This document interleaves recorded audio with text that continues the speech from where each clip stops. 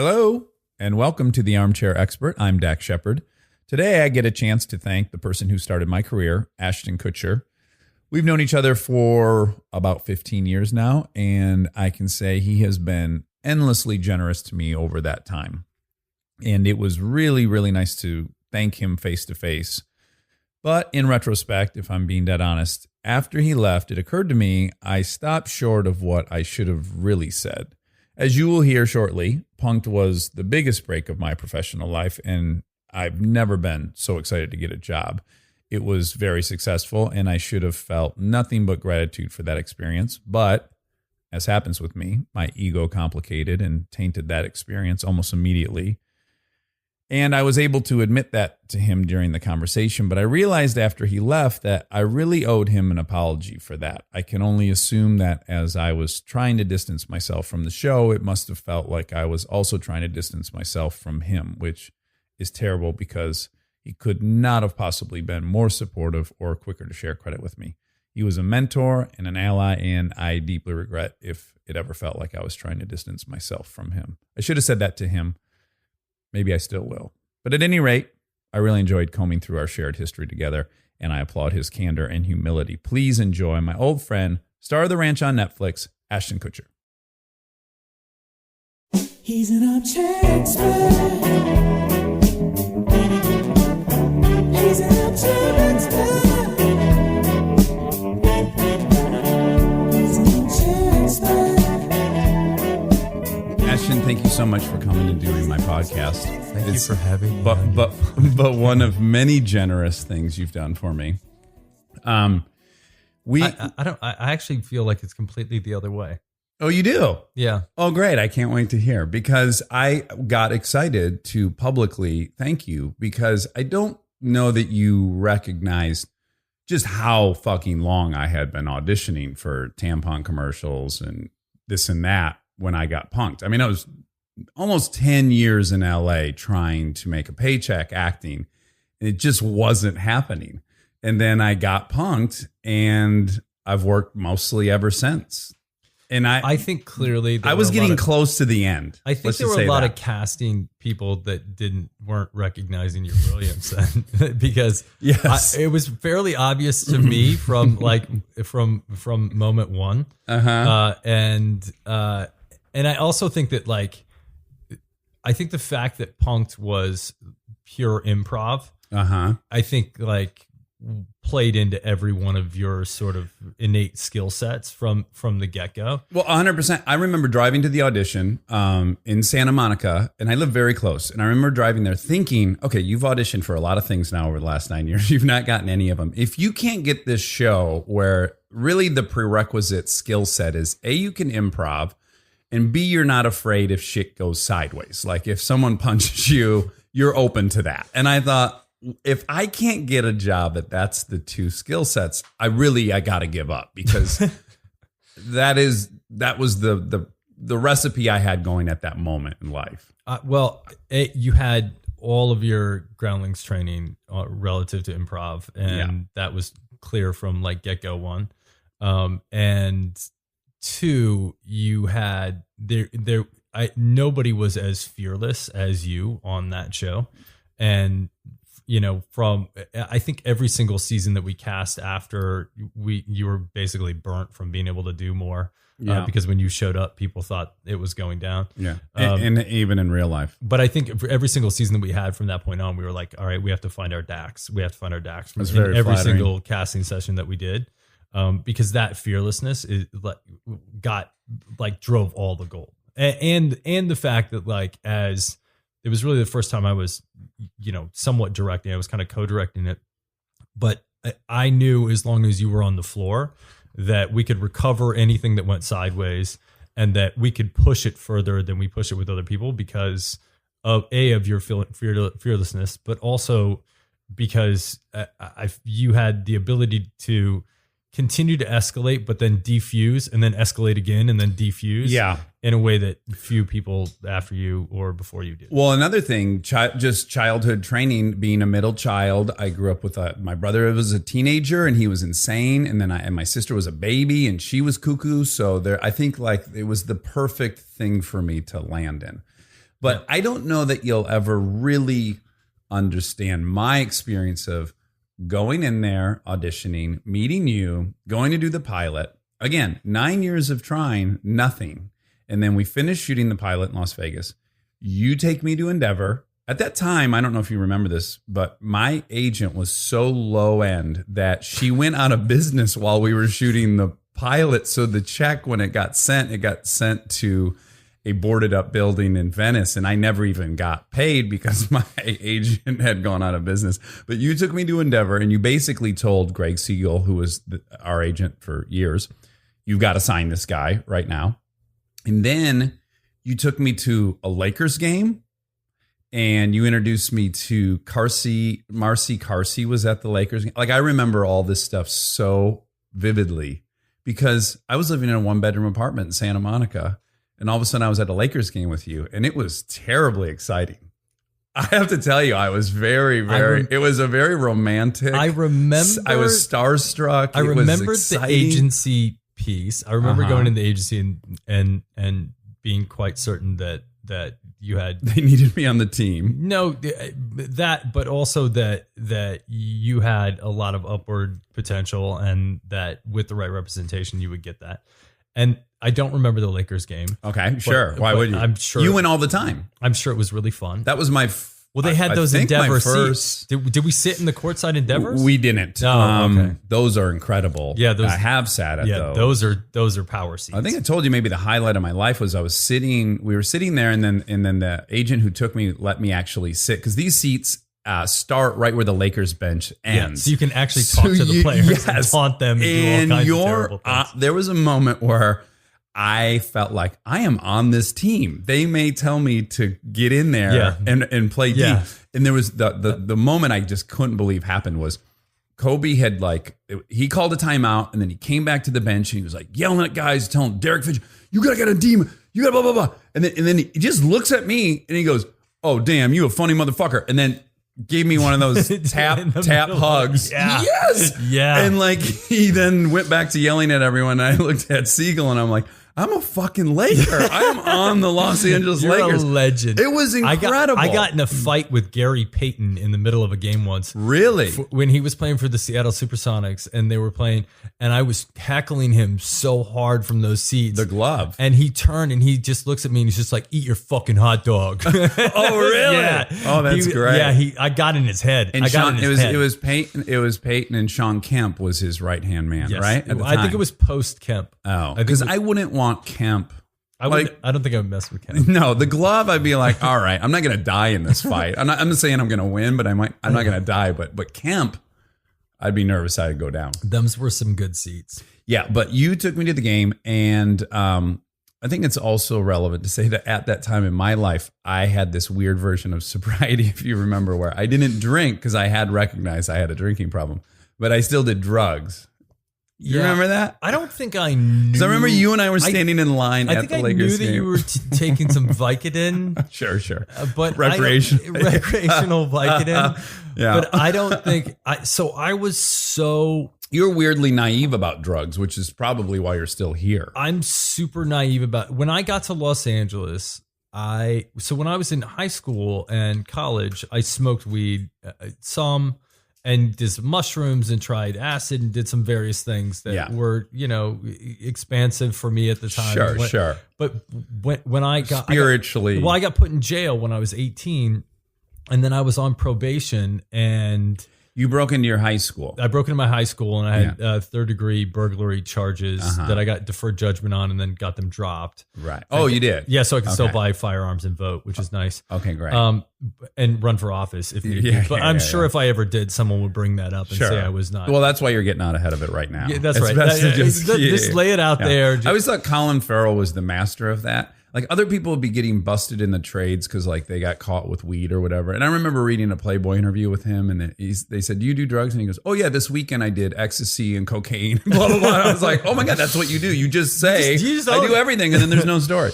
So I did a ton of that fun stuff when I was young. And then when I was on probation, I went to college, I was like, I'm done. Like, I'm done. And I think I smoked weed one time while I was in college. And then after I dropped out and moved to Los Angeles, Danny Masterson on my show was Very anti-drugs. Very anti-drugs. Yes. Like all Scientologists that I know are like Yes. super, super anti-drugs. Yeah. And so Pro cigarettes and booze, but anti. Yes. Yes. And so his big thing to the whole cast on 70s, he was like kind of my mentor when I got my big brother when I got here. Because he had Just like- done a ton of stuff, right? Like he had been working acting since he was a kid. 4, right? Yeah. So, and he was like, nobody on this set is doing drugs. Right. That's it. Like that. And if you were at a party and someone was there doing, he would kick them out. Like, yes. he was that vigilant about it. Yes. And I was like, Well, because I believe too is the theory behind it, as I understand it, is from the Scientology perspective, is people on drugs make your environment dangerous, right? yes. Okay, so I can understand the logic. And there's behind it. certain drugs that are stored in your fat cells, which then Right. ultimately long term have effects. I don't know. Who cares? I don't know if it's we're not here to say whether that's true or not. right. Right. There's some bending of accuracy. Suffice to say, your mentor took a hard line on drugs, and so I didn't do drugs. Yeah. I drank like a fish. Can I tell you really one funny thing? Because during this whole period where you were taking me under your wing and introducing me to your friendship circle, I ended up in a car one night with Danny, and we were driving, and he goes, "You don't drink, huh?" And I go, "No, I don't drink, but I do drugs." And then he gave me quite a long-winded lecture about it. But he was also driving the car hammered. I think the statute of limitations, this was 15 years ago. I think I can say this now. He was hammered driving the car, and I thought, well, a little ironic. Yeah, but Sort of. it's great. Any which way, yeah. So I had entered into a pretty long run of sobriety from drugs, and I didn't really drink that much. Like if we went out on the weekends or something, I would drink. Yeah. But like I was kind of had like a school night rule. Like if I had work the next day, I wasn't really gonna. And I bent it a couple times here and there, but for the most part, I really had like a relatively sober living going on. And so therefore I was kind of blind. Like somebody could be, on blow, like in front, I wouldn't know. Yeah, right? you didn't know the signs to look for. Right. I wouldn't know a drug addict. And then you and my friend Nate Tuck are the most frustrating type of drinker, because I'm not actually jealous of the guy who drinks one drink. I don't want to be that guy. Who gives a fuck about having one drink? But what's one drink doing for you? Why even do it? Why even do it? That would just make me agitated. And Nate's the same way. So you have this relationship with booze where you can get fucked up. You'll go for it. And then it's just not a problem. Yeah. It's so great. Like Well, you I'm- certainly partied. Yeah, but sure. but you could turn it off, and then you wouldn't do it for 5 days and not even think about it. And from my perspective, I also have a relatively high tolerance for alcohol, so Yeah. I can have 3-4 drinks and not. and get on a motorcycle and just Well, put some road I behind you. probably wouldn't do that, but I can have 3 or 4 drinks and not have any sort of outward signs of Belligerence. belligerence. Yes. I've never seen you hammered, and we've certainly drank. I've plenty of gotten times. hammered, but then I do like silly things. Like I'm doing sober January right now, where I'm just not going to drink because I'm like I just sort of just want to clear out the system. And Sure. also, you want to reset the tolerance so that you don't have to drink so much. Yes. to It's have good to reset. Yeah. So I'm currently on day 2 of sober January. So I'm on you're on day 3, I think.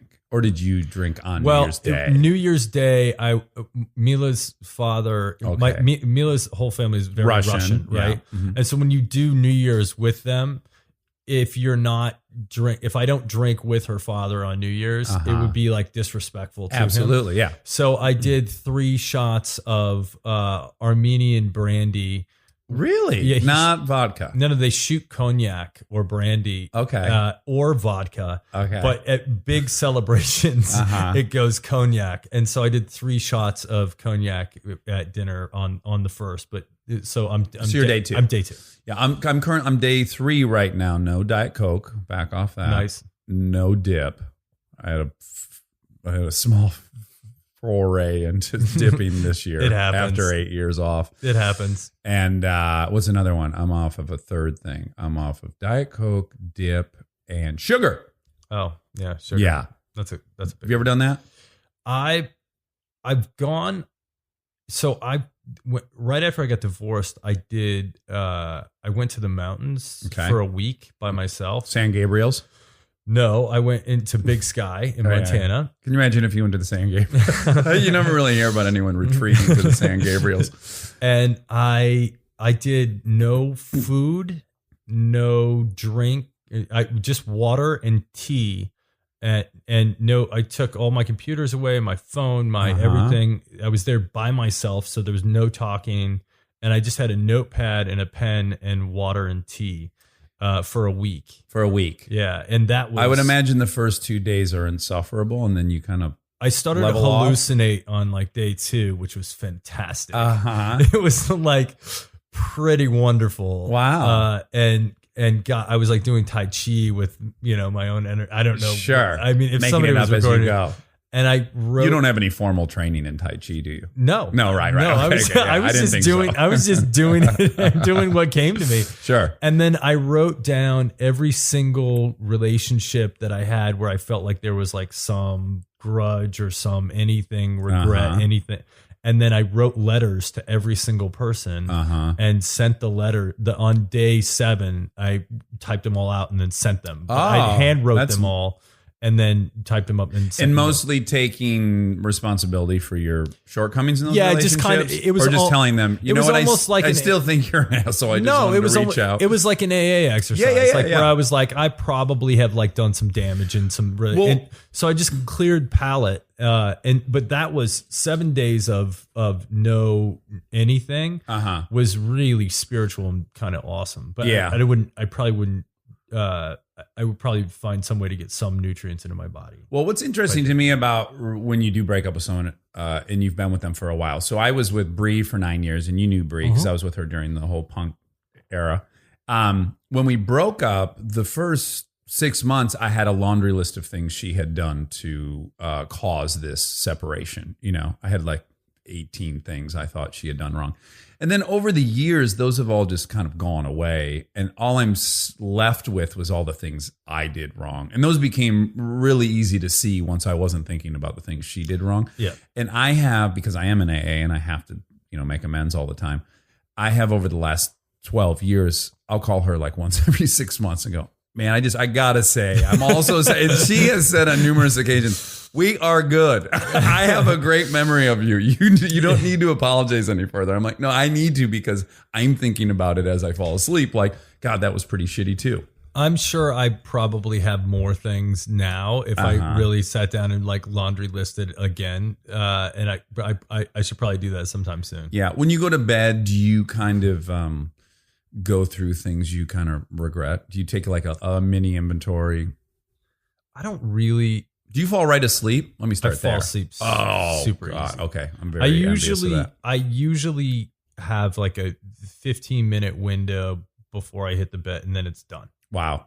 And if not, I'll wake up and make a list, because usually it's because I'm ruminating on something. Sure. And what I do is I just immediately turn whatever it is that I can't stop thinking about. I just turn it into an executable list of how to actually take care of it. And then the next day I just jump on it first thing. Right.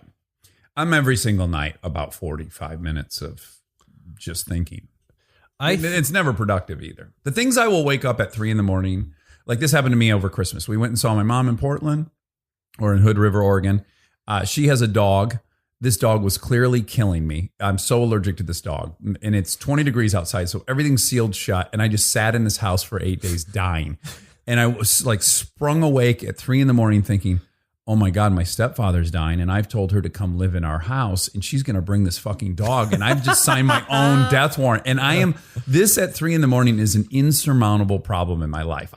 I will never be able to figure out how to keep the dog out of my living space at 3 a.m. Can you build a doghouse? Well, there's so many solutions. That's my point. Right. But at 3 a.m, this cannot be fixed. I have to take my mom in, and yet I'm going to die because of this dog. And that's my 3 a.m. thinking. I don't have those types of flows. That's great. Do you listen to a bunch of podcasts?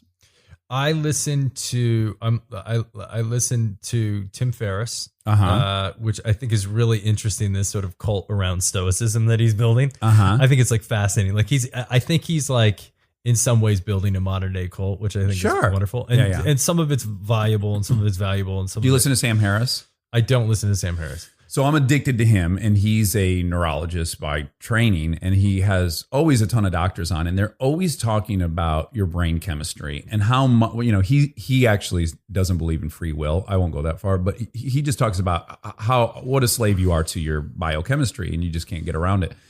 And the more I hear him talk about it, I just think, fuck, man, you hit the lottery. You're either born with great chemistry for this or that, or it's so for you. You go to bed at night and you go to sleep. That's not through any effort of yours during the day. Have you read The Gene? The Gene? Yeah. No. I've read The Selfish Gene. There's a great book called The Gene where the guy basically breaks down nature versus nurture. Yes. And what it ultimately amounts to is nature and nurture. Yes. It's both. And but at best they say it's 50-50. But you can switch genes, right? Like you can actually turn them on, turn them off. Like environmental stimuli actually have the capacity to turn on and turn off genes to some degree. Some of them, right? Yeah. Some of them based on this book. I'm usually so exhausted by the time I get into bed that it's just over. It's like it's literally like the batteries are empty. Yeah. But Belle's the same way. And even if she hasn't done anything exhausting, like she hits the pillow and she's out. That's it. It's a wrap on her. She has seen me fall asleep maybe twice in the last 11 years. But do you introduce any kind of stimulants in the bedroom? Let me tell you my ritual when I go to sleep. I brew a pot of coffee and I open up a fresh can of dip and then I get on my screen. I get that blue light just blasting into my eyes. No, I have an absurd ritual. And I think if I had to enter the dating world at this point. That's not your ritual. I'm about to tell you my ritual. What is your ritual? But I'm just prefacing it by saying that it has occurred to me that if I had to date at this point in life, no one would ever date me because of your ritual. Yes, because of my ritual. I think I asked Tom Arnold this one time when Tom Arnold had gotten divorced and I knew he had a CPAP machine, right? And so he's got this humongous machine he has to use to go to sleep, and he had entered the dating world. And I said, how the fuck are you telling these girls that you're going to date with? Like, yes, I'll spend the night. Hold on, I got to go grab my gigantic machine out of my trunk and hook myself up to it in your bed. It must be so hard. But yeah, so I do a liquid melatonin shot, right? And unfortunately, most nights I have to also take an Advil PM or an Aleve PM. And then I have to listen to a book on tape, but it has to be something very dense and historic so that it's so boring that it will put me to sleep. So I have to hook myself up, and turn on the phone. And then I got to scrub back because last night I fell asleep at some point while it was on, and I got to find that place. It is ridiculous. Occasionally, if I'm not ready to go to sleep, but Mila's ready to go to sleep, we'll go to bed, and then we turn the TV on for a little while, and then she'll fall asleep during a TV show, but then I can't leave the volume up because that wakes her up. So then I'll put in a book on tape and listen to it and fall asleep. And so I've experienced the rewind, the audible, try to find the key. Yes, it's very hard. But luckily now they've added to my thing that I use, you can at least set the timer. So I set it for an hour, and I'd say 80% of the nights I'm asleep before it turns off. Right. So whatever. I've thought this, horrible. No, it beats certainly what I was doing 4 years ago. I have a friend who's single, but now newly in a relationship that doesn't allow his girlfriend to sleep in the same bed with him. Really? Because she wakes him up. He's a really light sleeper, and he has to pee apparently 4 times at night. Is this guy's name Dax Shepard? Because you just described. But he sleeps in his own room. I don't think that there's anything wrong with that, but I mean, it's, there's nothing wrong with anything, really. If you want to sleep on the roof of your house, great. But how does the girl feel? I don't know. Or the woman? But I don't know how she feels. Apparently, she was again another thing to break, another weird thing to break out on the third date. Exactly. Okay, so I'd love for you to spend the night, but you'll here's be your room. Yeah. There's I would say that sleep is probably one of the most important things I couldn't agree more in the world, and finding whatever you have to do to make that happen. I'm neurotic about it. I got to get 8 hours. And then so also because you and I both have young kids. Yeah, well, there's that. And what is, I would say, and I was going to observe this about but you guys don't have monitors in your room. We don't have monitors. Fuck that. That's amazing. I really will say I do 50% of the shit with these kids. I definitely changed more than my share of diapers, and I've exceeded what I think my father certainly did. But the one thing that now has evolved, and I thank her so much for this, is and this took us a few years to figure out, she now gets up with the kids because I'll get up with them, but then I'm up for another 40 minutes. She can get up and then come back to sleep and she's out in 30 seconds. And then we just realized I just can't do it because I'll be up all night long. You know, who gets up between you and Mila? We both get up every morning. Well, I'm talking about in the middle of the night if something goes haywire. Middle of the night, but we flipped it back and forth. Yeah, you take turns. Because she was breastfeeding the kids, she did way more than her share. Yes. I would say probably like 80-20 because she could go and breastfeed them and put them back down when they were little. I mean, now they don't wake up at night, which is good. But during that period of time, she probably took on 80% of that. Yeah. But, you know, and people don't plan well because I would be like when I was on Parenthood, there were a bunch of people on that show who had young kids too. And what shocked me is that our approach to it, Kristen and I's, and this was back when the kids were breastfeeding, was I would do the late night feeding and I would do it with a bottle. And then she would do early morning so that at least we were both getting 8 hours, you know, just in two different slots. Yeah. I don't know that our kids slept pretty well. We got this thing for kid number one. There was a lot of those like crazy weird nights, like because you don't know how to plan because you've never done it before, so you have no idea. Yeah. Kid number 2, we got one of those snooze. Have you heard of this thing? No. It's an oscillating bed. You should disclose if you have an interest. I don't have an interest. I have no interest. So the guy who wrote Happiest Baby on the Block. Oh yeah, the shushing, the 5 S's. Yeah. The 5 S's: swaying, swaddling, shushing, sucking. There you go. And whatever. Yeah. So this guy shaking. No. Violently shaking. Violently oscillating. So this guy. It's 4 S's and then a VS. So this guy invented this bed that does the S's, right? Oh, so really? It's got a natural swaddle and it's got a sensor in it. And so the louder the kid cries, the faster it goes. Oh, Jesus. Okay. And it puts the kid back to sleep. It's unbelievable. Right. Yeah. Trust me on this. Yeah. So for great. our second kid, he slept 6 hours a night. 16 hours a day. He slept 6 hours a night on like night 3, and it was done. Oh, like, wow. And he would just think if he wake up and he'd be, and it would just start going really, really slowly. What a product. And you put him back down. And if you start crying loud, and at a certain point, you know, you take him out because you're like, okay, this isn't happening. Yeah. But I mean, he was like a 6 hour a night sleeper really Right early, and I'm eternally grateful to the snoo for that. I give very few gifts to people when they are expecting, and that is one thing I get people. Happiest Baby on the Block, always. Yeah, he has a really funny name too, Dr. Harvey Karp. Harvey Karp. Yeah, Karp. So Happiest Baby on the Block, and the other one I do is a Sleep Easy solution, which is how to sleep train your kids. Yes, we were militant that way as well. I think some people just fail on that one they hard. do, And, yeah, and they're the only ones that pay the price. That's what's funny. Yeah, and once you nail that, everything else is manageable. Yeah, it's hard not to be judgmental when you're a parent. You have friends who like their kids a year and a half and they still don't sleep through the night. You're like, come on, man. Really? Yeah. But I want to get back to the moment that we started becoming friends and hanging out, because it was such a fun period for me, and it really was like a light switch, because I went again from 9 years of obscurity to doing punked, and then immediately I got to start doing movies, right? And this really interesting and embarrassing thing happened, right? Which is the greatest thing that ever happened to me was punked. But then I went and did Without a Paddle. And I immediately, when they would write reviews of it and they'd say, the guy from Punked or the guy from the reality show, right? So for years, I was ashamed and embarrassed that I had come from Punked and that I was on a reality show. I knew you were. Yeah.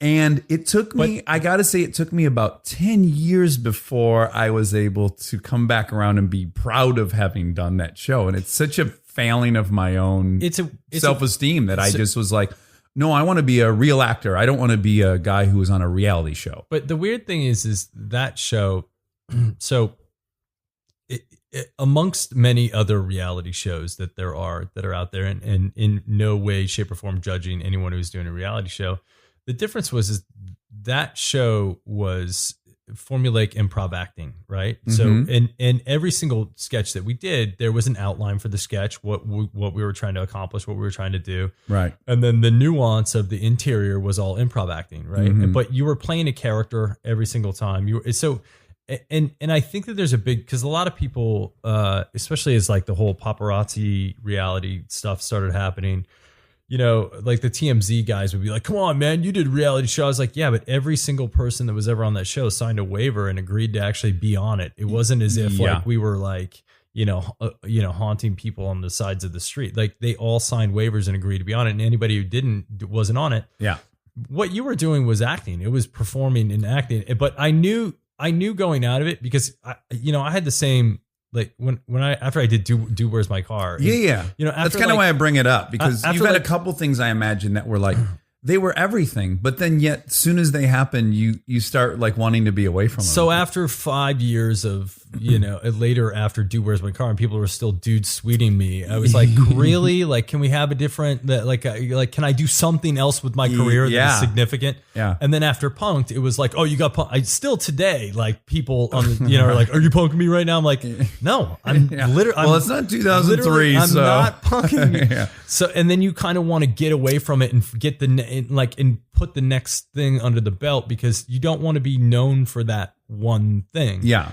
And I knew that you had that feeling in that sense. But, and I'm glad that you got to a point where you now celebrate it, because what you did was extraordinary work. And in a weird way, the reason why when you started by saying thank you and I say no, thank you, is because A, without you, I don't think the show would have been nearly as successful as it was. And B, I got a lot of credit for that show because I was, hosting the show and behind the scenes and helping directing and producing it. And they would show me feed in a line to you and then you would say it. But 90% of the stuff that you did was your material, your own stuff. And it was funny and great and brilliant. And I think I got a lot of credit for a lot of the stuff that was organically yours. And so, well, the thing I'm really proud of now is that having done a bunch of regular acting work, I regularly on the set of Parenthood was not good the first 3 takes. It was not believable what I was doing. And I got to do it again and again and again until I got to where it was believable. And certainly on Punk, that it was one take. It was one take. Yeah. And if you fucked up, the bit was kind of over. It was dead. Like they would realize, oh, this is bullshit. It wasn't just over. It was, sometimes $200,000, $300,000 down. Yeah, oh yeah. And right? certain, so from a production standpoint, it was like the stakes were high. So, and I hadn't done anything either. And there were certain guests we had, like when we did Timberlake, all of MTV came. Like that was such a marquee person for them, and their relationship was obviously so important that they really were micromanaging that. So the garage was full of everyone that worked at MTV was in that garage, and they had all pulled me aside separately to say, don't fuck this one up. This isn't the one to go big on. All these different things were happening, and then it went off. But I think of what we got away with the Nick Lachey one.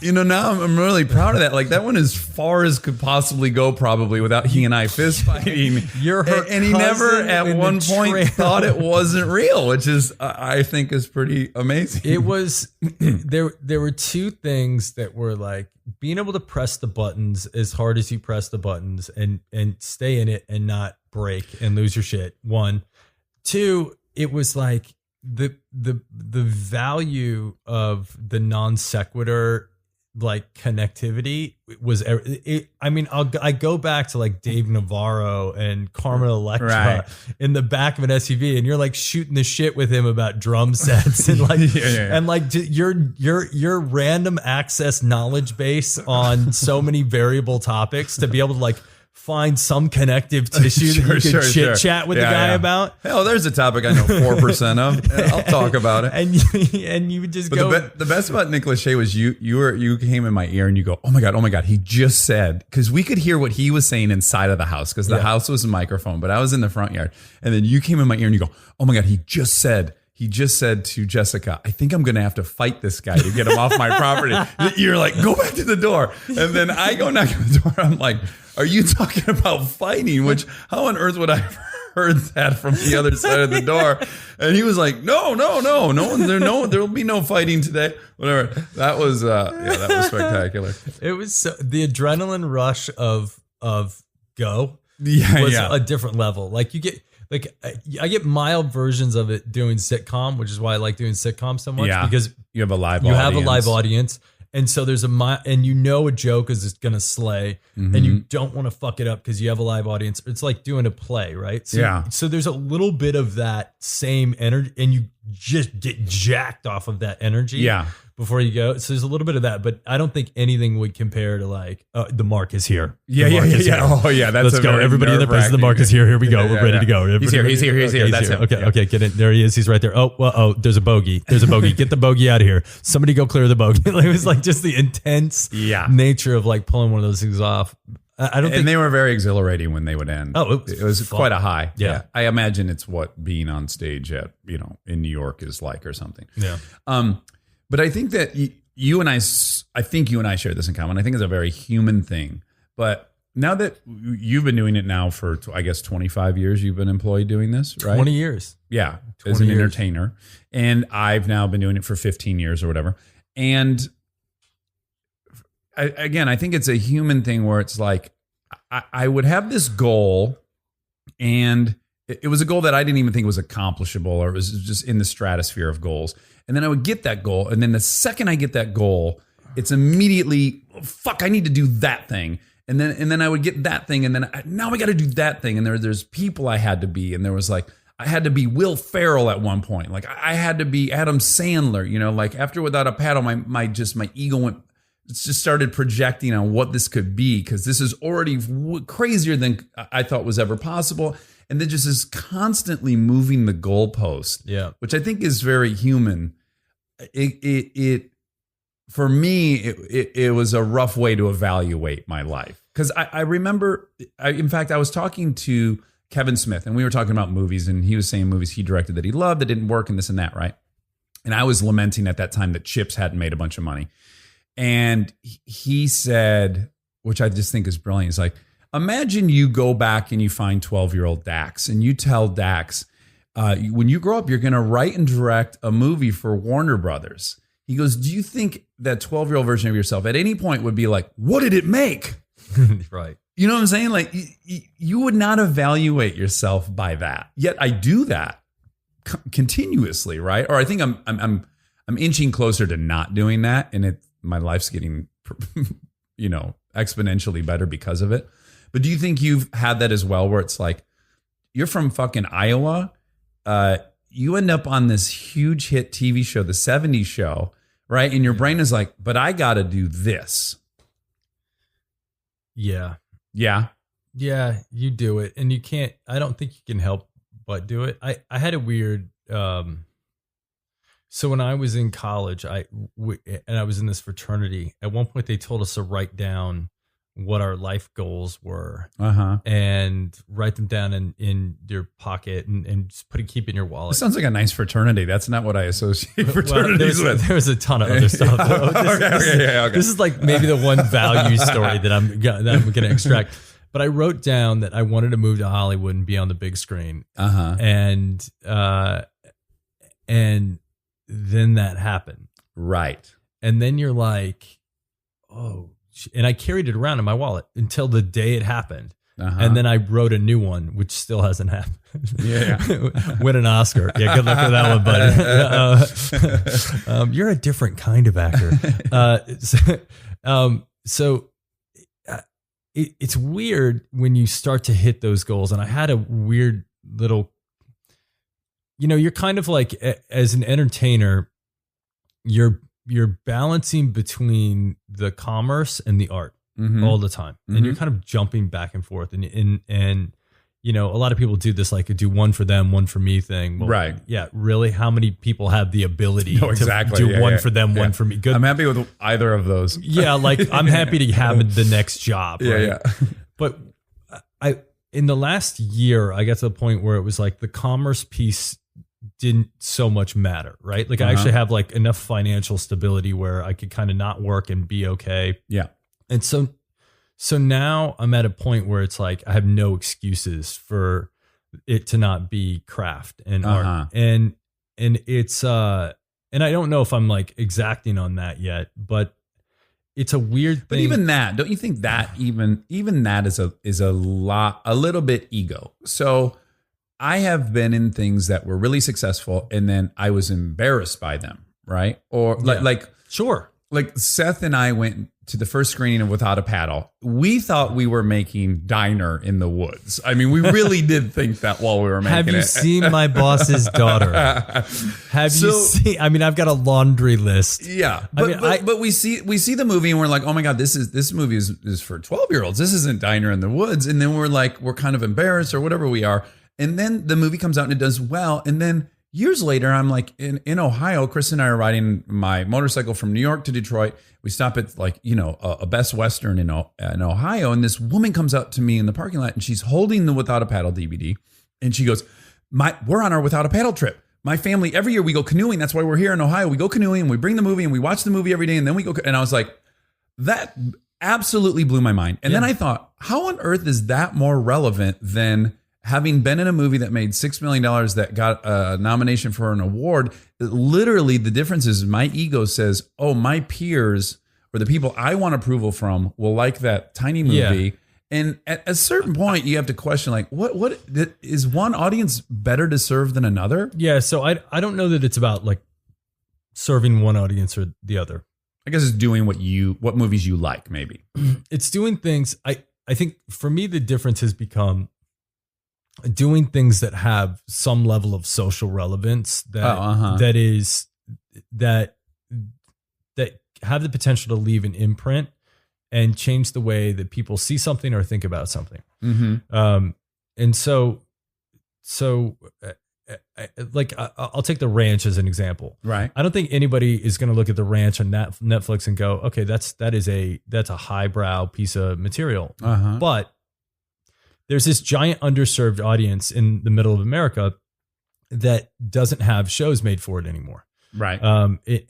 And so like there's a reason why so many people watch Duck Dynasty. Mm-hmm. And there's a reason why people watch Ice Road Truckers. People hate ducks. Exactly. Well, it's mostly they just want to see ducks go down.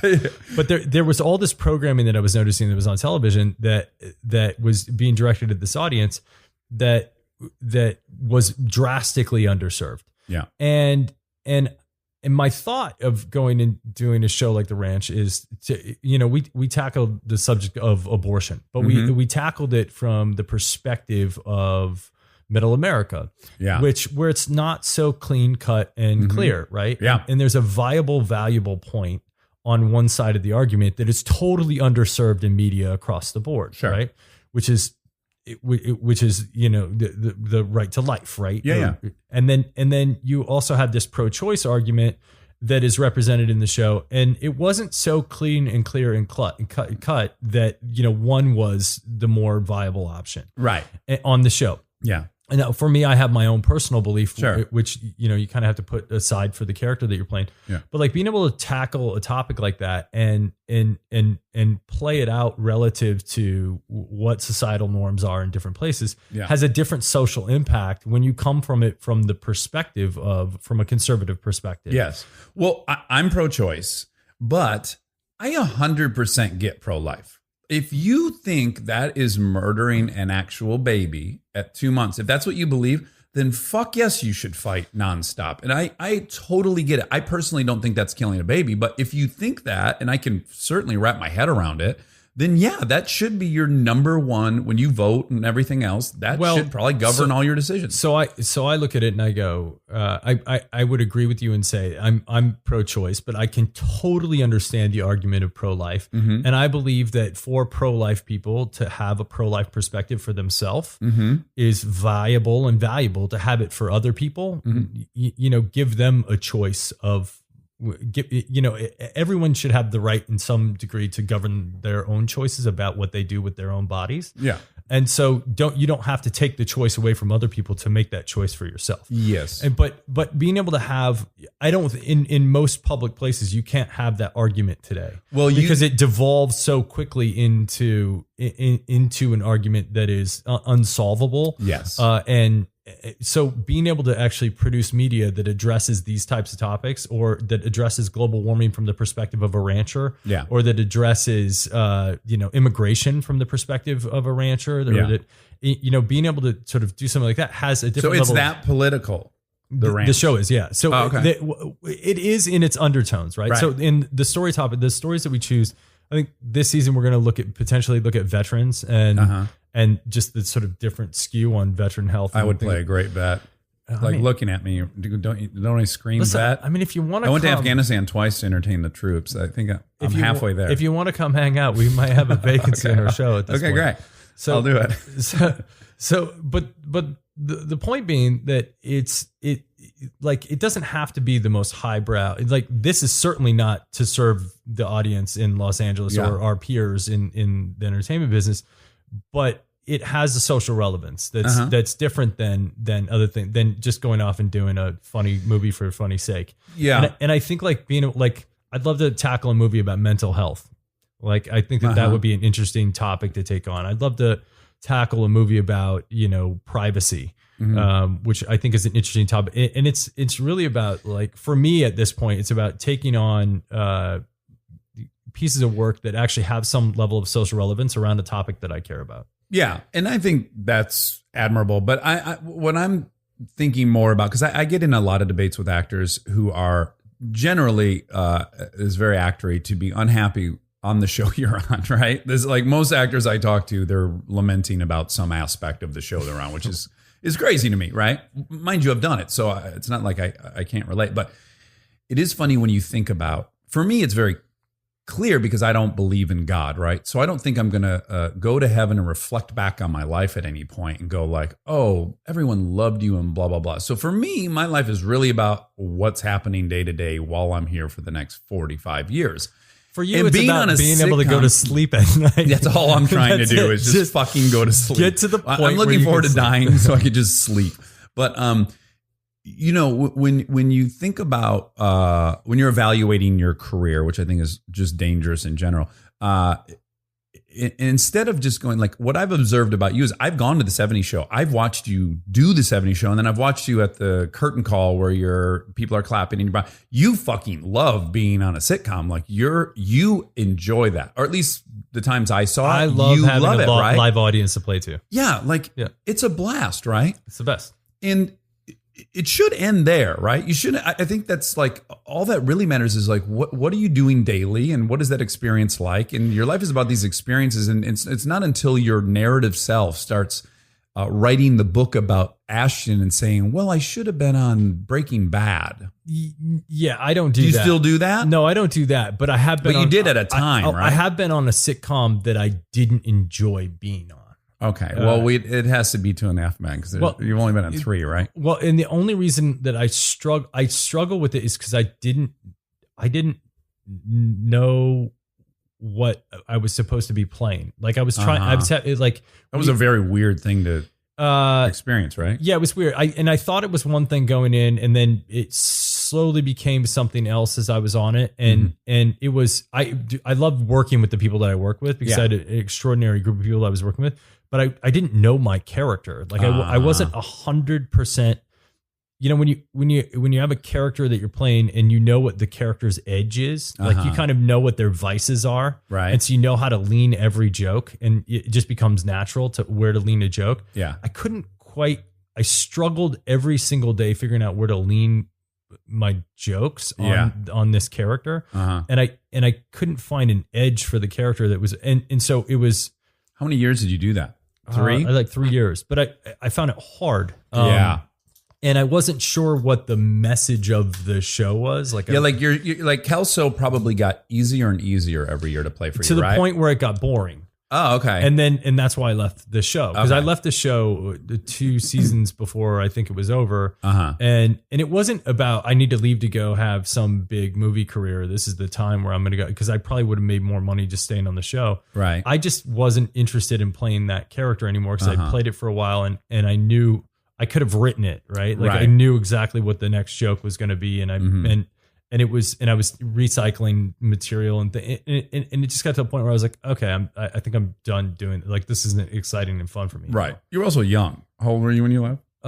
26, 25. You're 3 years. I was 26. You're 3 years younger than me, which is depressing. I was 26. But yeah, I remember coming home like maybe season 3 of Parenthood and saying to Kristen, I think I've gotten so lazy or something, because like I'm not doing anything now to be Crosby. She goes, "Oh no, hon, that's what being on a show is all about. Like it just gets easier and easier and easier. And then weirdly, I'm getting better and better at it, doing less and less and less and thinking less and less about it, which was I loved. I feel like I could have done that for 20 years. Yeah, at this point, I always go to my writing staff on the ranch now, and I'm like, write me a scene that's hard for this character. Like write me something that is like hard for him to deal with and play. Right. So that I have to think about, how would he react to that? Do you think you are ADD? A little bit. Because you have a ton of pursuits, right? You act, you produce, but you also have this whole tech thing you do and all this investing. Mm-hmm. Do you think it's because you get bored easy? Or do you think it's because, back to like our narrative, are there things you want to accomplish because you want to be seen in some way? So let me start. I'll share first, just so you know. I know exactly where you're going. I grew up dyslexic. So I have this huge chip on my shoulder that everyone thinks I'm stupid. So I'm almost insufferable. Meanwhile, I'm a know-it-all. That's why one of the more intelligent people I know. That's why the show's called Armchair Expert, because I'm still compensating from going to special ed as a kid. And I just wonder if there's anything in your past that has you so driven. Like, is it just pure curiosity and healthiness, or are you trying to? No, it's absolute insecurity. Okay, great. That's what I was hoping. That's way more interesting to me. I go back and I watch like the first episodes of that 70s show, and I'm shocked I didn't get fired. I was sure I was going to get fired. Sure. I didn't know what I was doing. I didn't have a clue. I didn't understand a joke. Like I didn't understand sarcasm. Or were you 19? Yeah. And I really had no idea what and I was convinced I was going to get fired. Mm-hmm. Like convinced. And in fact, at one point in time, Terry Turner like grabbed me and pushed me up against the wall and was like, "What are you doing to my character? Why are you doing this?" And I'm like, "I don't know what I'm doing." Like I honestly, I'm not in control of anything I'm doing. I think this was like season 3, right? This is at the moment where I started to gain a little confidence, right? I was like, okay, I got this. And I was like, I'm getting fired. Like, that's it. Like, and I was sure I was going to get fired. So I was like, I'm starting a production company because at least and there's a lot of downtime on a set and you're just kind of sitting around and And so that was like step 1. And then I actually got fired from a Cameron Crowe movie. Okay. So I had this interesting point. Which is probably a blessing. I don't know. It was a blessing for me from a work ethic perspective relative to how to build a character and everything else. But so I was doing 70s show at the time and Punked, and I booked this M. Night Shyamalan movie. Okay. And at the same time, which one? The Village. Oh, okay. So at the same time, I booked Elizabethtown with Cameron Crowe, and I was like, holy shit! Like this is it, right? Yeah. Like now I'm going to be a lead. This is my leading man moment. And I was like, do I do this M. Night Shyamalan? Really quick, do you remember at that time who the archetype was that you wanted to be? Whose career at that moment? Tom Cruise. Tom Cruise. Okay, like right to the top. Give me Tom Cruise. Give me Mount Everest. Like that's where I'm gonna. That's great. I said Will Ferrell, so it's the same shit. No, I was like Tom Cruise. That was gonna be Jim Carrey or like Will Ferrell. I moved like when I was a kid. When I came out, I wanted to be Tom Bergeron. No, I'm blanking on his name. From say a movie. No, God, why am I blanking on this guy's name? I can't believe I'm blanking on his name. Kirk Cameron. Oh, I was like Kirk Cameron. Yeah. On like Who's the boss? No. Full. It wasn't Full House. It was Growing Pains. Full Boss. Growing Pains. Kirk Cameron from Growing Pains. Yes. Right. That was awesome. that was my like 13, 12-year-old self was like someday Kirk Cameron. That would be like that. Yeah.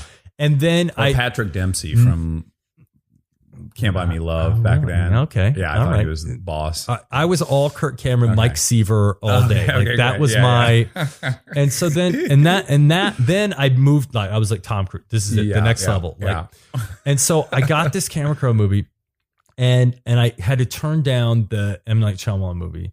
And I don't think Scott Rudin was very happy about that. He produced the Shyamalan movie. Right. Okay. And which sucks because I think Scott Rudin's probably the best producer in the entire. And I don't think at that point, I don't think I ever got a chance to work with him again. Yeah. Someday maybe I'll just be like, I think I should have done your movie. Yeah. So I started working with Cameron on this thing and we were doing rehearsals and he kept videotaping me while I was doing the rehearsals. And I was like, why are you videotaping? That would make me very nervous. And I was getting very nervous. And he was like, I want to show you the things that you're doing that I want you to, that I like. And I was like, okay. And we were just in rehearsal. He's like, you haven't memorized any of this. I was like, well, we're not shooting yet. And he's like, well, yeah, but we're rehearsing it, so you need to get on. And I was like, and I had a lot going on in my life, and with the show and this and that, and my own social life and everything else. And I was sort of pseudo focusing on it, but not really. Like I was like, I'm going to show up and play it. Yeah. Not like I'm going to really prepare it and do the work to get ready to perform this character. And I got fired. Can I ask you a quick question? Do you think, was there any part of you that was afraid you weren't going to be able to execute this, so you weren't giving it 100%? No. So you'd have some kind of excuse at some point? No, it totally wasn't that. It was that I didn't know how to prepare right to do this kind of work. Yeah. Like I had no how idea. would you? Like I'd know it's not on the back I'd of never a taken Wheaties an box acting or class. something. I'd never done nothing. Like, and I didn't have an acting and so and I was just not. And every other role I played, I kind of showed up and just did what came to me in that moment. And that was what and so I really didn't know how to prepare, and I got fired. And then I was like, it's over. Yeah. Right. Yeah, and so then I'm like, double down on everything that's not acting, because you might never work again. Right. And I was pretty sure at that point that I wasn't going to work again. And you're embarrassed, right? And embarrassed. Yeah. And I got fired the other day. I had about half hour of being embarrassed. but I was also like, I was way too cocky and way too arrogant and way too sure that I had already got there. Right. Yeah. And so then I just was like, I'm just going to double down on this production stuff. And in doing that, I started finding an interest in technology. I want to defend you for half a second here, because I like to use Bill Clinton as an example of this. So people were shocked that Bill Clinton was getting blowjobs in the Oval Office and stuff. And I say, well, if your entire life, all the data you've collected thus far is every time they told me something couldn't happen or I couldn't do something, I did it, right? Like, to say you're going to be the governor of Arkansas at his age, no one had done that. So then he does that and he goes, oh, well, I guess what they told me is not true. I can do this. And then, oh, you're going to become the president after getting fired as the governor, then be the governor again, then become, your whole life, all this evidence you've collected is like, oh, don't listen. They're not right. I end up doing all this stuff, right? And so, yeah, you think you can get away with a blowjob in the Oval Office. I would imagine similarly, you were doing fucking great. All the evidence you had collected at that point as a young dude was, no, if I try, it'll work out and I'll have some success. Yeah, if I show up on the day and I've it's got not like you had memorized stumbled from not putting in the work up to that point. No. So how were you supposed to just through osmosis know that? I didn't know, and there wasn't really a way to know until I got and then I fucked up, and then I got it. Like at that point, I was like, oh, I got it. And that's when I started working on my acting. Like where I was like, wait a second, if I actually want to take this serious, I have to work as an actor to get better as an actor. And right. Like since I've worked with the acting coaches and I've, read tons of books on acting and like learned about acting, because before I literally showed up and put whatever I had in the room and that was enough. Sure. And so that was a good moment, but it also made me double down on other things. And so I started focusing on, for my production company, I saw buffering speeds were getting faster and faster for online video. And I was like, wait a second, this is the next, like, who needs TV? Right. And then I found Twitter and started finding a bunch of other things that I thought were interesting and started investing in them. Really quick, because I remember stopping by one time, I think to Catalyst, to your company. You have a cool building. You still have it? No, I gave away the company. Okay. I don't have. Well, at any rate, you had a really cool space, and I stopped by there, and I think you were saying, oh, on this day of every month, this room is a think tank, and I get all these designers and programmers, and they come in here, and we kind of think tank. And I remember thinking that you were a very unlikely mascot for that group, for Silicon Valley guys, because if I'm a Silicon Valley guy, I feel like I would hate you because you're gorgeous and you're tall. Why is it that they accepted you like that? I imagine them like, I showed up. Like, I imagine Paul Giamatti being huge in that community where he could have a thing, because he's one of them that got through. Is it just because you reached out first? No, I was like one of the first people that I would fly up there To meet them. go to these gigantic tech conferences Uh-huh. and not sit on a panel and be an expert, Right. not judge anything like I'm the expert. You were there to learn. I was just there, and I would sit down and I would take 20 meetings in a day with every single person in the space. How are you even getting those meetings? Like someone I hired somebody. So I went to one of these things and I found this woman that named Sarah Ross that basically brought in all the companies to this TechCrunch 50 at the time. And I hired her to run my digital division, and she knew everyone in the Valley. Right. And she just started, Connecting you with reaching people. out and going, hey, this guy wants to meet with you. He just wants to learn. He just wants to talk to you and get some advice. And I just went and started asking everyone for advice. There was no part of you, because I imagine myself in that scenario, and I would be trying to let them know just how much I understand of their world. You were able to not do that and just be a student. I didn't understand. I mean, first of all, I went to school. Did you try to impress them at all? Well, I went to school for biochemical engineering. Yeah. And so I had some engineering cred, right? Sure. Like I understand programming language. I don't write code, but I understand it. Okay. I understand how it works. I understand. I read tons of books and learned, how a computer works, and learned how, I actually understand a lot of these basic things. And I think that part of where I connected with folks was on product, on understanding what people would intuitively do and why they would do it. Yeah. And based on what was the optimized want of any given page or screen. Right? Like what do you want people to do on this page or screen? Right. And I could understand the feeling of that. Yeah. And I think that from a product sensibility standpoint, there were certain little things that I would look at and I would go, well, why wouldn't you move this here and do that in order to get people through this funnel this way? Yeah. And people would go, whoa, that's actually a decent idea. Right. And once I gained a little bit of credibility with a couple people, then they became that spread. They became the tenants for me to build relationships with other people, because they go, oh, he's actually a pretty good product guy and thinks about this stuff the same way that we think about this stuff. Yeah.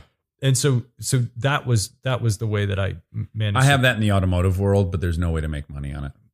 Well, yeah, sure there is. well, yet to be seen. I mean, there certainly could be, right? Yeah. But I know what you're saying. I guess what I'm saying is when I'm out in the sand dunes, the dudes are like, no, he's a real gearhead. Like I get the pass. Makes me feel great. Yeah, but so he can really build an engine. So here's the thing. So once you get the real gearhead cred from one guy, he introduces you to another real gearhead cred guy and another one, and then the next thing you know, you actually build a pretty strong network of folks. Yes. So then that. But you are uniquely good at because you have a good track record.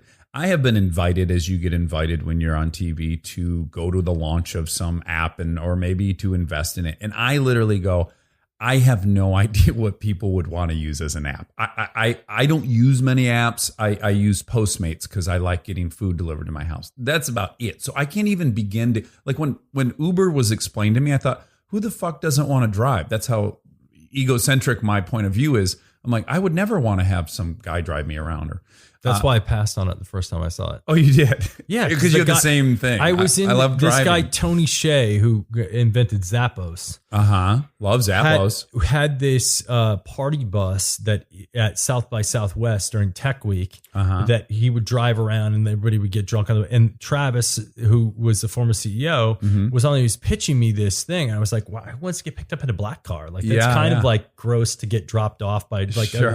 And I was like, "No, it doesn't make sense." And I passed on it. And then like a year later, I was like, I realized that the Uber X factor, where it was going to be Priuses and it was going to be this and it was going to be, I was like, oh, democratized. I get it. And then I understood it and then I invested in it. But like, yeah, at first you're just like, but most of these like really big ideas seem crazy at first. Yeah. And then you start to identify crazy. Yeah. Well, I would imagine you get this because I'll get super jealous because I'll hear, oh, Ashton's, he's into Foursquare and he does this. And then I'm jealously thinking like, well, I should be doing that too. And I think a lot of our peers start thinking that, right? And then when you run into people, they must either want to be a part of that or they want to know how you got to be a part of that. Do you find that? I find that there are a lot of people that are. I've spared you that, I think, for the most part, right? When I see you, I don't really even. No, but I think there are a lot of people that are now trying to move into the investing space. Yes. And it's like, I mean, listen, it's hard and a lot of work. And and most are losers, right? The vast majority. I mean, you're investing in 100 things so that 2 work and cover all your losses, right? And so you have to have enough money to hang around for 100. And 2, you have to have the sort of diligence to find the 2 that are going to cover for the other 100. Now, what has this done for your self-esteem, knowing that you have done well in this industry completely outside of ours? I'll start with the example. Every time Kristen and I go, I have the same pattern.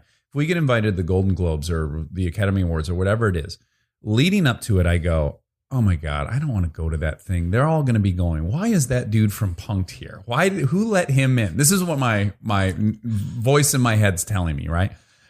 And then we go to these things and then it turns out like, oh, I know a lot of these people and they seem to like me. I'm pretty sure they like me. On the way home, I always go, oh, that was really fun. I think people liked me. I hope I remember that the next time we get invited, but I don't. I go through the same process, right? Of why will he be here? We're 20 years deep now. You actually do know most. Yes, of the I do. You've got to be over that by now. I'm getting over that, but I do imagine having succeeded in something outside of our thing would just make me feel a little more confident when I'm at those things. Is that a part of your self-esteem now where you go? Well, my thing was always as a backup career in case my acting thing fails, right? And by the way, at some point, like a lot of you age out and like what you know, I'm sure 50% of the reason why I get any role is relative to how I look, and when that goes, like then what, right? Like, and it seems to be sticking around. I've got this receding hairline. You know about it. Well, I told you all about it. I did want to ask you about that because you've gone off of Propecia. Yeah, I'm just completely off. So risky of you. I don't know what I want. Can I out us for this? I just want to say that I'll just say I went to a doctor. I had heard that there was this doctor who could give you a hair as thick as Brad Pitt's, and he would stab you in the head repeatedly with a syringe, and he would inject God knows what, chicken egg serum or something. And I was going to this guy. And I was doing it for like 2 years or something. And I was like, and then finally I was like, what am I doing? I'm going, this guy's jabbing my head with a needle. Nothing's happening. But I did do that. There's this, I've participated in all of these things. Anything. Well, now I will allow you. I think we both went to this doctor. I think I recommended the guy to you. What are you talking about? And then my whole thing was, remember, I didn't like, they would put a numbing spray on your head.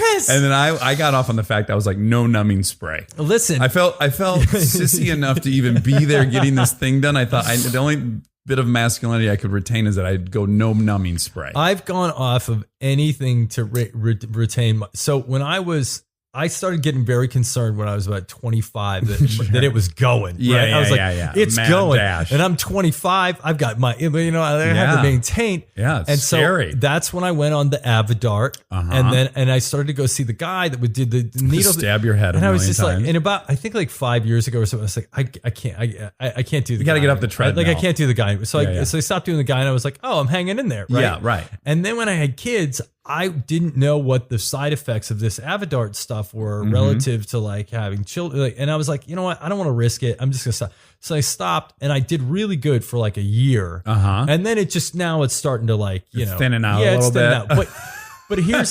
So what's the solution? More hats or back on Avidart? No, I'm not. I'm just. You're never going to go back on Propecia. No, I'm just. So here's it's what. So reckless of you. So here's what happened. I'm still on it, by the way. I went in and I'd quit using it, and I went into my doctor, and my testosterone levels were like alarmingly low. And it's because I'd quit using the stuff. So this. Oh, interesting, because it is a testosterone inhibitor, Propecia and Avidart. Yeah. So there's DHT. Yeah. So it removes the DHT, which is a byproduct of testosterone, which actually kills the follicles. So it removes it. So your body, in response to that, makes more testosterone. Oh, because your body's using DHT for something. Who knows? We still don't know all this. Right. So so your body starts dumping more and more testosterone. Oh. So then you go off of it, right? And your Uh-huh. body goes, oh, I don't need all of this testosterone. Yeah, I have and so tons then of it DHT. jumps your testosterone into Ooh. the cellar, Uh-huh. which then keeps your hair for really nice for like a year, right? Ah. Because now you have drastically Right. reduced testosterone levels. Right. So then Your gradually, prostate's tiny and healthy. and gradually your testosterone levels start to increase, Okay. and then the hair starts to go. So now I'm at the hair starting to go, but I've actually become comfortable with that as well. Oh, really? Yeah, I'm just good with You're it. so healthy. I got kids now. Yeah. You know? Well, that's what I wanted to ask you about, because a lot of these like kind of existential crises that I've dealt with and you've dealt with, and my ego and my self-esteem, all these things, I was attempting to elevate my own opinion of myself by a lot of outward kind of accomplishments. And then to my surprise, this thing, having kids, really gave me all the perspective I needed, where I feel like I've just gotten so much happier over the last 5 years. And your wife and my wife have done a couple movies together. Well, I think they've done 3 movies together, but we were all down in Louisiana, in New Orleans, and you were a new father. And I was so delighted to see what a great dad you are and how involved you are, and that you're down there just to watch the kids so mom can work, which is why I'm down there too. So it was really awesome to be sharing that same role. And I could see that it was doing the same thing to you that it was doing to me, which was just like happiness, self-esteem, being of service. Now I realize if they're good, life's good. Yeah. Yeah, what would you say that these kids have done for you? Yeah, and so how have I they made you kind of recalibrate what it is you're even after in life? Well, so that's probably the biggest. The work-life balance had to completely shift, right? Like I've been a workaholic my entire life, and if you leave me to my own devices, I'll work from the moment I wake up until the moment I fall asleep, and I'll fall asleep working, and I've lived that life for a fair amount of time. Now with kids, I when Mila's shooting a film, I don't work. And so I legitimately go to wherever she is and wherever she's shooting, move the whole family, set up the kids, get them on a schedule, and I'm at home making sure they get fed, make sure they go to bed at night, make sure they wake up in the morning, make sure they're dressed and cleaned and blah, blah, blah. And that's a lot of fucking work. Oh, yeah. I mean, that's a workaholic's dream. Yeah. Because you can never ever stop. You can service your kids all day long if you want to. Mm-hmm.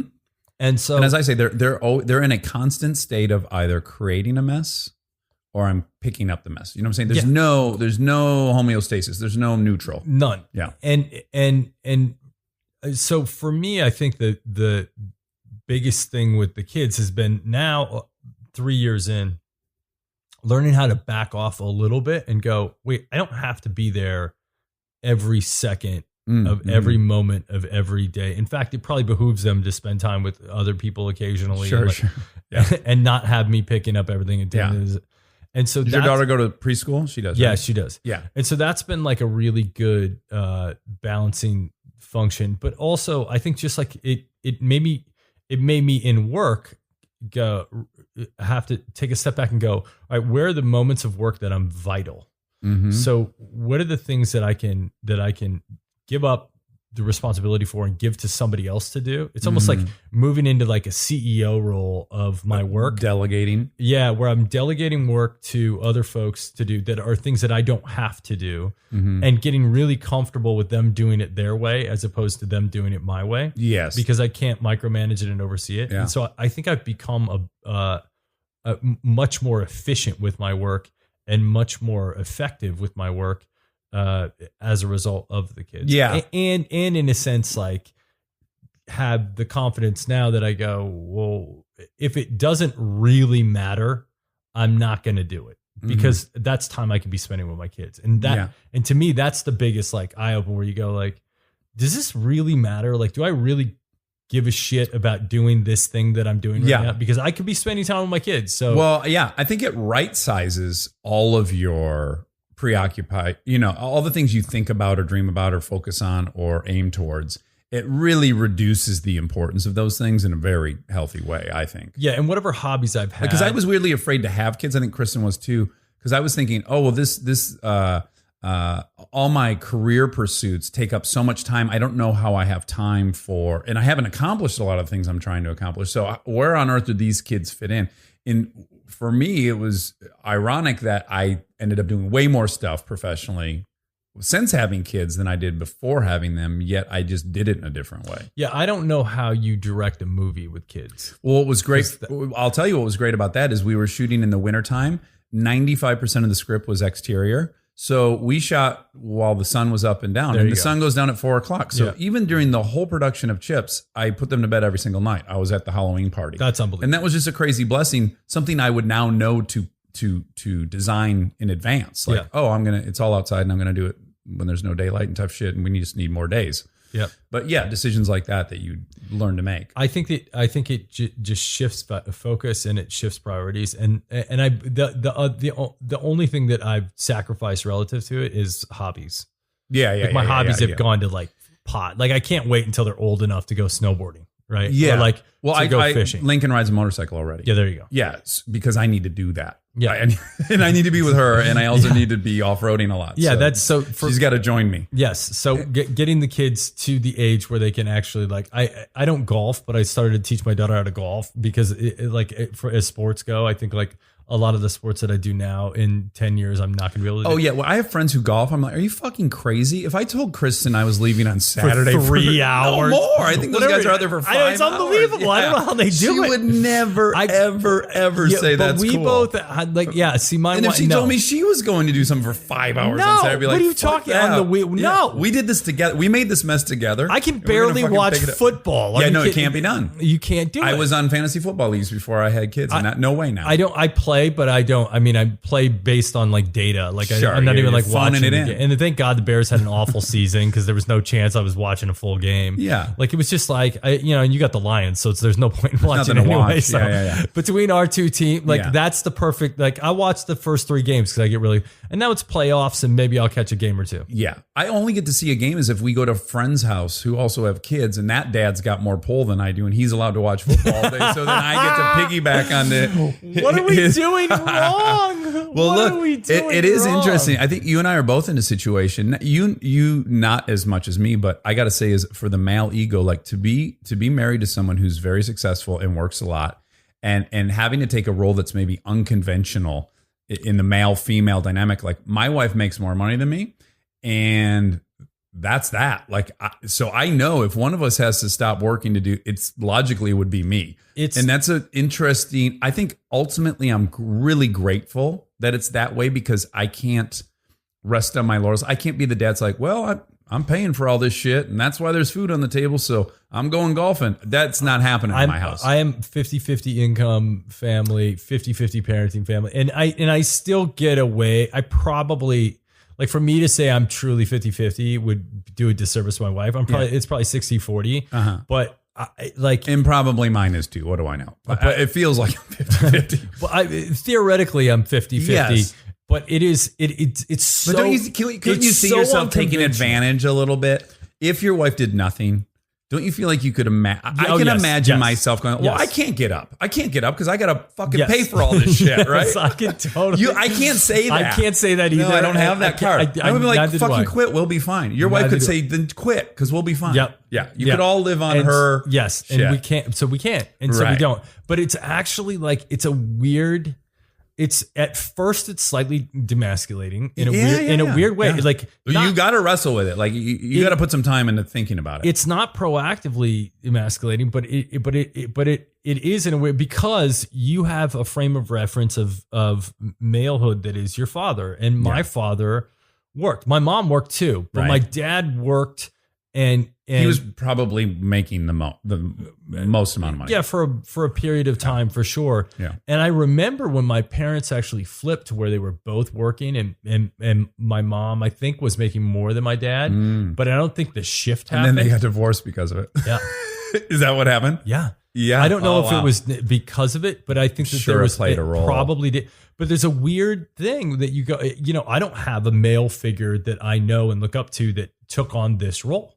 Yeah. And so yeah. I'm Yeah, inventing you're right. I'm inventing the role Mhm. as I go, and rolling around in the Bjorn and getting confident with Yeah, a kid yeah. on your chest Yes. is a different deal. And but I think Well, or Kristen regularly has to go like, get them out of my space. I'm doing an interview. Like I'm in that position that I only know from 50s housewives on TV where I've got to keep them away from mom so she can work sometimes. I roll back, I go back to Iowa and we were just back for Christmas, and I have a couple of my cousins who have the traditional Sure. game Yeah, going, and a couple of my cousins where the guy's actually taking a different active role. And so I think it's generational, and I think it's only going to become increasingly generational. Oh, yeah. But it's definitely, we don't have a role model for this. That's true. And so Yeah, there was either the deadbeat dad or the other. Yeah. There was no. And so learning on the fly, the 50-50 household responsibility thing it's a real thing.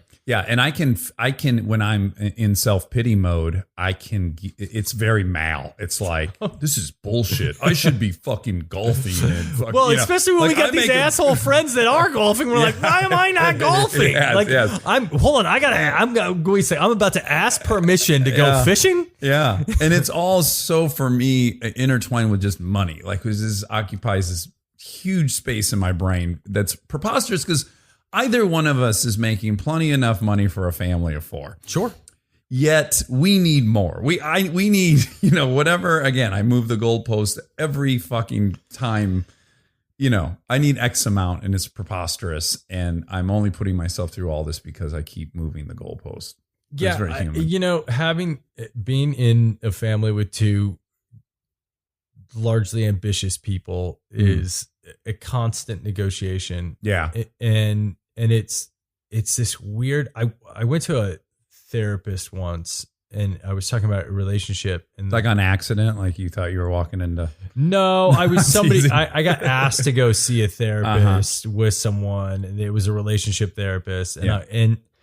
and there was a weird thing that the therapist said, like that he laid it out, and he was like, "Listen, that person that you're with is your number one, and Right. so if they're not okay with you doing something, then it's not okay." Mm. Or if and so it was this. He phrased it much better than that. In so much as that, checking in and making sure that they're okay that you go do whatever it is that Yeah. you're going to do is actually as important as anything that you're going to do, and vice versa. Yes. But checking something off with somebody It feels emasculating. in a weird way, Yeah. because I think Well, we're stuck with some pretty outdated conventions. That's just tough shit.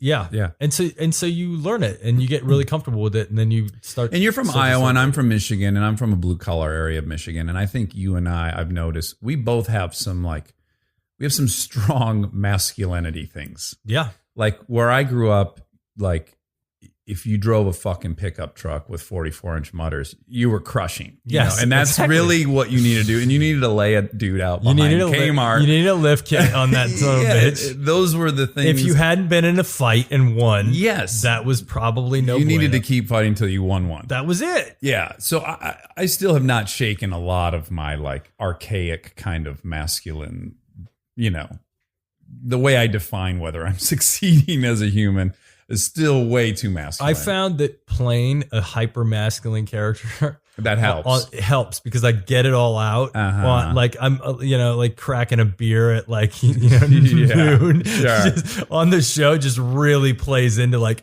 get it out on the screen and Yeah. then come home and then actually and then be a patsy. Well, when I was directing, be modern. Let's call it modern. When I was Modern directing masculine. Chips, you're in a situation where when you're the director, your opinion is the number one opinion ultimately. Yeah. Like you're going to decide if you like that edit or you're going to decide if you like these costumes, whatever it is. And I remember while I was editing Chips, so that took 7 months, I would be driving home from Warner Brothers and I'd have this fucking conversation with myself every drive home, which is you're going to walk in the door and you're not the director of this house. And your opinion is not more valuable than anyone else's. And that's how it is. And you better get your head straight before you walk in the door because you can be insufferable to live with. If you're used to, you have this persona during the day, then you come home and you got to really shift gears. Yeah. Or I had to shift gears. Well, I'm on the show. I'm the executive producer of the show. And when I Your opinion counts. when I sit in my staff meetings for my investment fund, I'm the general partner. I am the last line of defense for a yes or no on an event. Everybody's You have veto power. I'm being briefed and getting information and then making decisions based on the collective briefing, and there is a, collective decision making process, but at the end of the day, the buck stops. You can veto anything, right? Yeah. And so there is a full blown gear shift. And by the way, my wife has the same thing. Like when she's on a movie set, she's the star of the movie, right? And and she runs her own production company. And so when she's running her production company, she's key man number one in the production company. Yeah. And while everybody has a say, and so we both come home and we're a couple alphas, and we're both alpha, a couple of Brahma bowls, and ready to talk about where we should eat dinner, and we alpha out on each other. And sometimes it'll just be like, or we're both so tired of making decisions that we want the other person to make the decision. You ever do the where are we going to eat dance? Yeah, that's a rough one. That's nightly. It's what do you want to eat for us? Yeah. I don't care. She likes to cook, and I like to order out. I have all these like vestigial. Like growing up, we never ate out. We didn't go to restaurants, so it's like Red Lobster on a celebrated night. Yeah, in fact, we went to Red Lobster 2 times growing up, and it was both times my mom had left whatever stepdad we had, and we would like go to the Sheraton Hotel and go to Red Lobster, and I was like, oh, okay, we're leaving Rick's house. I see what's going on. So I still have in my head, I have like. To me, the definition of success is like you can eat wherever the fuck you want. And so I still feel like that. Why would we cook? There's all these restaurants and we can afford it. This is great. So I finally explained, I was building furniture at our house. We ordered a bunch of furniture online and I had to build it all over the holiday. And I had to explain to me, I was like, you know how you like to cook? Like how that's actually a thing for you where you enjoy doing that? Yeah. I like putting stuff together. Yeah. So this is my version of cooking, and you get to sit in that chair. I get to eat your food. Yeah. You get to sit in this chair when I'm done, and you can hang out on this picnic table and be super stoked. Yeah. And so we had this like great, 5 years in, like it was like a sort of like mea culpa on the like building stuff. Yes, we have that. Like I'm and I'll bring it up all the time. Well, I'm managing the cars. Like you don't ever think about whether that thing's had an oil change or whatever. That's on me. You go ahead, and I do that once every 3 months. So you go ahead and cook every night. Yeah, exactly. We're square. It's great. But I totally agree with you. Like 2 things. It was staying in hotels that had swimming pools. Yes. That was a very big, that was a celebration. Mm-hmm. Going to a restaurant or even McDonald's was like big time. And so now anytime where you can, you're like, ooh, let's put it up. Every time I order a pizza, I think I've made it. I really do. I'm like, I'll fucking put ham on it. I'll put pepperoni. I'm not even worried about what that is. And the other one for me is ice cream.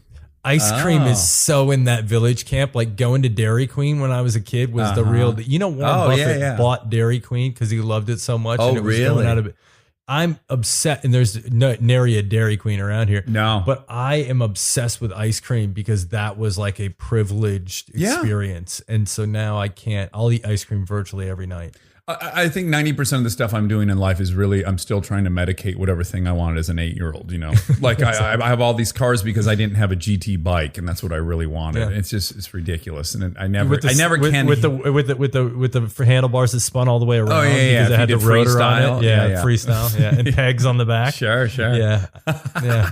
Did you had a mongoose? Me too. Yeah, I had a super goose. Kids had Haros and they had hutches and all this stuff. Those Haros were so badass. Yeah, they really were. Oh my god, all white and red. They came. You know Andrew Panay. So this producer Andrew Panay, who's one of my best friends. I walk into his garage like a year ago, and the garage door opens, and I'm about to enter his house, and he has a fucking brand new chrome GT BMX bike. What? And I go, "What is going on with this bike?" He goes, "Bud, I know, right? I saw it in a window." I was like, that was the bike I wanted. That's the one. And we sat there. I go, "Are you going to ride it?" He goes, "No." And I'm like, and we just sat there staring at this chrome bike. You didn't like jump on the pegs and like try to do some like we stared at it like it was the fucking Shroud of Turin. I couldn't believe like what I was looking at. It was as if it had been lit by a 10K. It just looked so beautiful. And I thought, I gotta go when I go home. I gotta order one of these bikes just to stare at in my garage, not even to ride. Ugh, it's just the best. I'm still. Now, he who dies with the most toys wins. The last thing I want to ask you about is because you have kids and I have kids. It's almost like for me, it kind of you can't help but kind of go back through your own childhood because you have these kids and I am constantly comparing like what their experience is to what mine was. Like I'm always worried. I'm like, Jesus Christ, they live in a house with a swimming pool. They're from Hollywood. What does that mean? Like I have a hard time wrapping my head around all that stuff. But then I'll think about parenting and like how much time I was getting and how hard my mom worked and unavailable and all these things. And I was thinking about your story and I was thinking, I have to imagine, because you have a twin brother, Yep. Michael. Yep. And he had And an older sister. And he had medical conditions when you were a kid. And I have to imagine that had to have taken up a ton of the time, attention, and resources growing up. Yep. Did it? Yeah. So And then I can imagine also feeling super fucking guilty at the same time. My brother was born with mild cerebral palsy. Right. And so it was always And taken up. cardiomyopathy. Yeah, he had a cardiomyopathy when he was 12 and then had a heart transplant. And it was, yeah, he took up a ton of energy because of that. Yeah. In very early, which is probably before I could kind of record it, right? Mm-hmm. And then when he went through it when he had the heart transplant, that was like, and it was right after my parents got a divorce, and so it was like right around the same time, and so there was definitely a ton of energy that was going his way relative to that. Yeah. And I think like, so it did two things. And did you feel guilty that here you guys are twins and he's going through all this stuff and you're not? Or were you just like, when fuck I was this, when I was a want my kid, time? I didn't know, right? Yeah. I just had my best friend that was with me, and I didn't even really recognize that he had anything less than I had when I was a kid. And then it wasn't until we started like playing basketball and things like that, and I would kind of always win. Right. And it was like this sort of litmus of, and then I became extremely defensive of him to protect him. Like, so he would get in a fight. Because you entered school together, right? Yeah. So we were in the same grade, the same way, the whole way, in the same I feel class. like that's a ton of pressure. And so we had like, when he, like, I remember in junior high, like he was like started problems with the wrong kid, and the kid like came after him after school and was going to fight him. And I knew that if he fought him, like if he did hit him anywhere near his chest, like it would blow open because he was. And I was like, all right, I got to fight this kid for it. It was like that kind of, and that was my mentality. But there was also, I think the most significant thing that happened is when I was like 23 or 4, and he said to me, every time that you feel sorry for me, you make me less.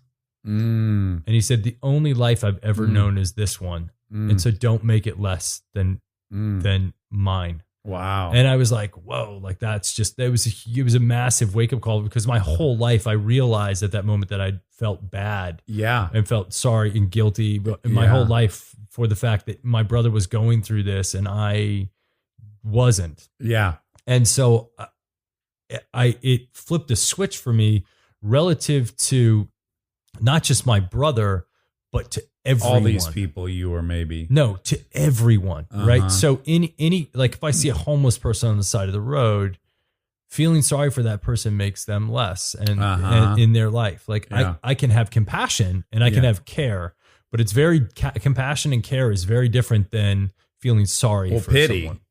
Someone. In a sense, feeling sorry for someone is a nice way of saying pity. Right? It is, yeah. I have these debates with Kristen, and it was a weird shift in the way that I see the world and see people, and at the same time, I had this like, because we were kind of lower middle class, I had this weird growing up, this like, rich people were in some ways evil. Yeah, right? Me too. Like, I have a huge class warfare thing. Yeah, I can't shake. I had this issue with rich people. Yeah, me too. And so then they were the ones looking down on us. Yeah, as if it was this like they weren't, looking. But I felt like they were. You felt like it was, and now that I have some wealth, it shifted a perspective there as well, where I don't look down on anyone. I'm like, this is amazing, right? Wherever and whoever's life is whatever. If I think I'm better than you, it certainly has nothing to do with how much money I have. Ever. Yeah. And so there's this there's a level of empathy that I think I developed as a person because of the situation my brother had, and the obstacles that he faced that I didn't.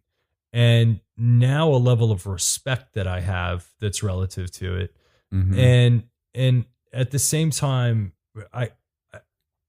I realized from a very young age, from having a twin, that everything in my life is to be shared, and that it's better when it's shared. And so that was another like just functional sort of thing that I've drawn from it. And so it like probably, yeah, it's certainly like one of the most impactful things in my life. And relative to my kids, I was actually thinking about this just a couple of weeks ago. It's like the trauma of my brother's heart transplant was so influential to my life and so influential to who I am as a person.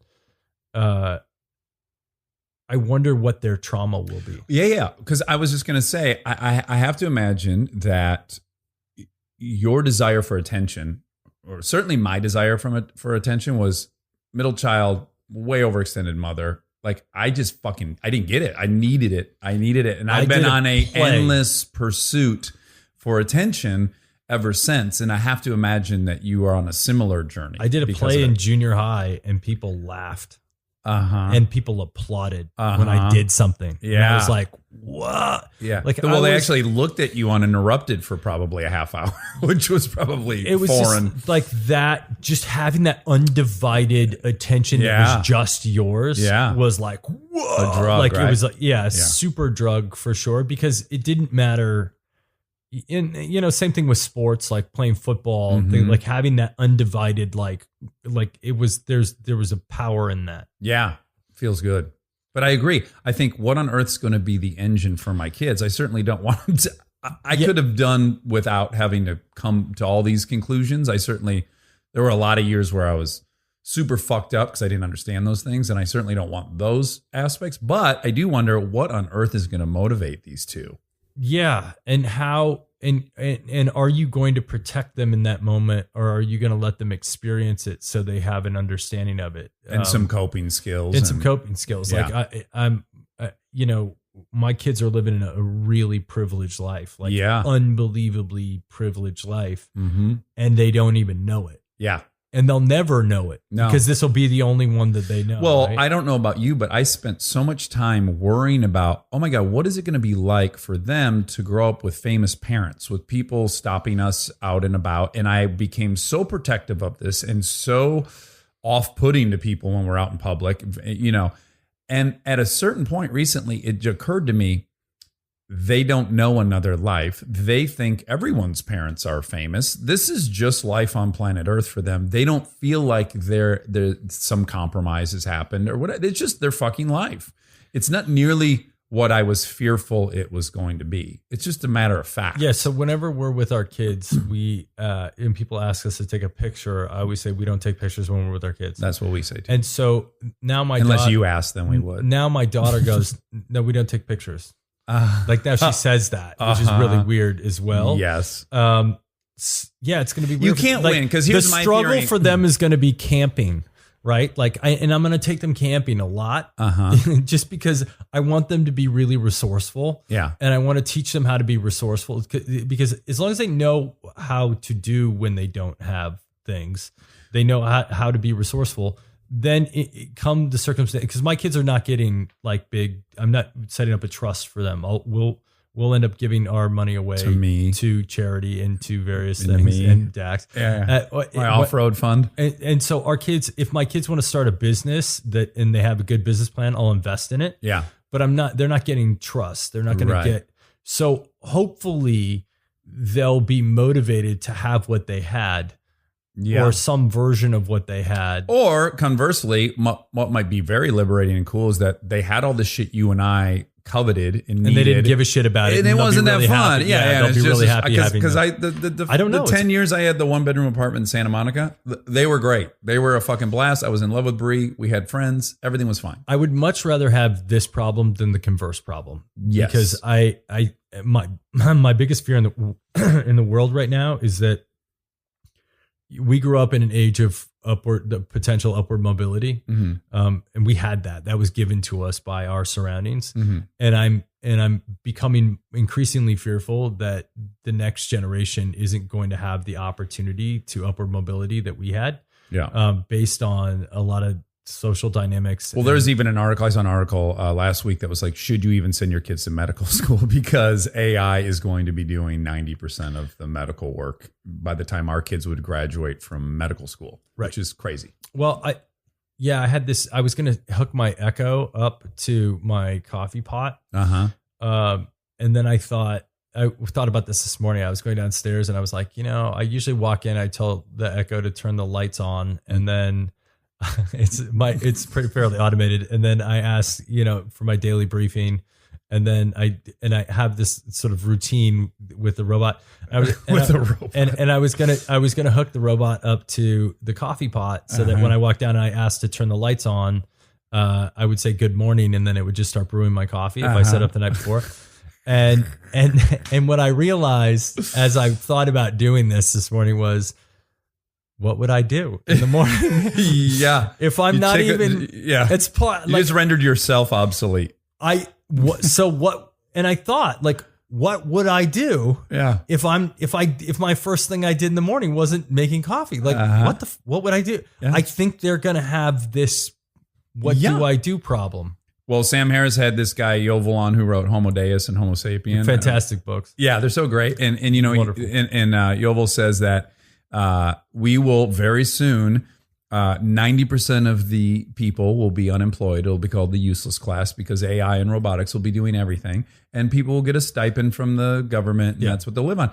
That's all fine and dandy. My thought is, oh shit, our kids are going to live through the transition to that where you have 30% unemployment. It's fine if we have 90% unemployment and everything's being done for us and you get a stipend. But when there's 30% unemployment, that's like fucking Civil War time that our kids are going to live through. So I think about 7 years ago, I heard for the first time, I don't remember who said it. Somebody said, in the future, people are either going to have jobs where they tell robots what to do, or they're being told what to do by robots. Which job do you want? Somebody said, and it's stuck with me, and I repeated it 1,000 times as if it's my own. And I truly believe it. I don't think it's that far off. Like, there's a bummer with autonomous vehicles, a wonderful thing where like people don't die driving. A bummer because driving is really liberating. Humongous industries based around driving is. And these jobs are gone. So raising kids that have the capacity to socially relate with others really, really well and empathize and have like all of the sort of soft skills like just nailed, I think is a key component to that. Like just like crushing on soft skills like all day long. And then learning how to code so they can have a job telling a computer what to do. I think that's key. Like I've like started, my daughter's 3, and I've started explaining things. I feel like we'll still have entertainers. That's what I'm holding out for. Yes, because people will have a lot of spare time. And so they'll need to be you gotta have sex with someone when you go into your VR world. Well, didn't you hear about this robot that you can now have sex with a robot? Oh, really? Yeah, there's a robot that people can have sex with. Oh, I would love to. My argument was that it would probably be much better with VR and a haptic than actually having sex with a robot. But the question that was at the table, this is our New Year's conversation, was, is it cheating if you have sex with a robot, or is that just masturbation? No. Yeah, it's masturbation. Kristen can have a fucking robot boyfriend. That's so easy for me to answer. You've just so simply qualified it for yourself. I could hardly care. Anyways, I thank you so much for coming. I have throughout the 14 years we've known each other, whenever I get a chance to talk to people about you, I always say, whatever your opinion of this guy is, I've met a lot of people in my life. Never met someone that works harder. It's a super, super admirable quality you have. And I believe you deserve everything you have. Oh, thanks. And I love you, and thank you for giving me everything I have. I love you, and thank you for asking me to be one of your early guests on your show, because I know it's going to be ridiculously successful. So thank you. Can I be your first guest? Yeah, absolutely.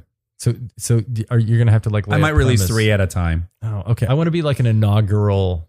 Oh, yeah. Like the space shuttle thing. Well, I think you're a bit of good luck because you were like an inaugural Twitter user and all these other things. No, I think wasn't you were like a first. harbinger of good things. I wasn't first. No, but you were like first to a million, right? Yes. Yeah. Don't fake it Yeah. like you weren't. Yes. You crushed it. BCNN. BCNN. Had a bunch of Czech kids in the Czech Republic hacking for me. All right. I hacked it like the Russians did our election. Okay. Love you. Bye. Bye. Stay tuned if you'd like to hear my good friend and producer Monica Padman point out the many errors in the podcast you just heard. Monica, Hi. you've listened to Ashton and I, Yes. and how'd it go? Pretty good. There was not a lot to fact check. Oh, that's kind of a bummer. Yeah. I would have thought with two know-it-alls of he and I's stature that there would have been a ton of facts being rattled off. Yeah, some. When we speak off the record, we're just trying to wow each other with One numbers up. that are totally Bogus. bogus, unsubstantiated.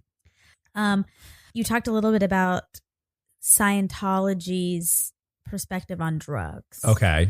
And I have what Scientology.org says about drugs. Oh, okay, great. Okay, I'm going to read it. Scientologists do use prescribed medical drugs when physically ill and also rely on the advice and treatment of medical doctors. Scientologists do not take street drugs or mind-altering psychotropic Oh, drugs. yes. Psychotropics. They consider drugs cause extremely damaging effects on a person physically, mentally, and spiritually. Specifically, that drugs decrease awareness and hinder abilities. They are a, quote, solution to some other problem, but ultimately prove an even bigger problem. That's straight All right. from the Scientology's That's right mouth. Straight from the source. Yeah. Okay. And I think I had claimed that that drugs make your environment dangerous. You did. That's exactly Yeah. what you did. Uh, And then he had mentioned some fat. again, I would have to find the thing, but they do give kids like a little book on hygiene. I've seen it.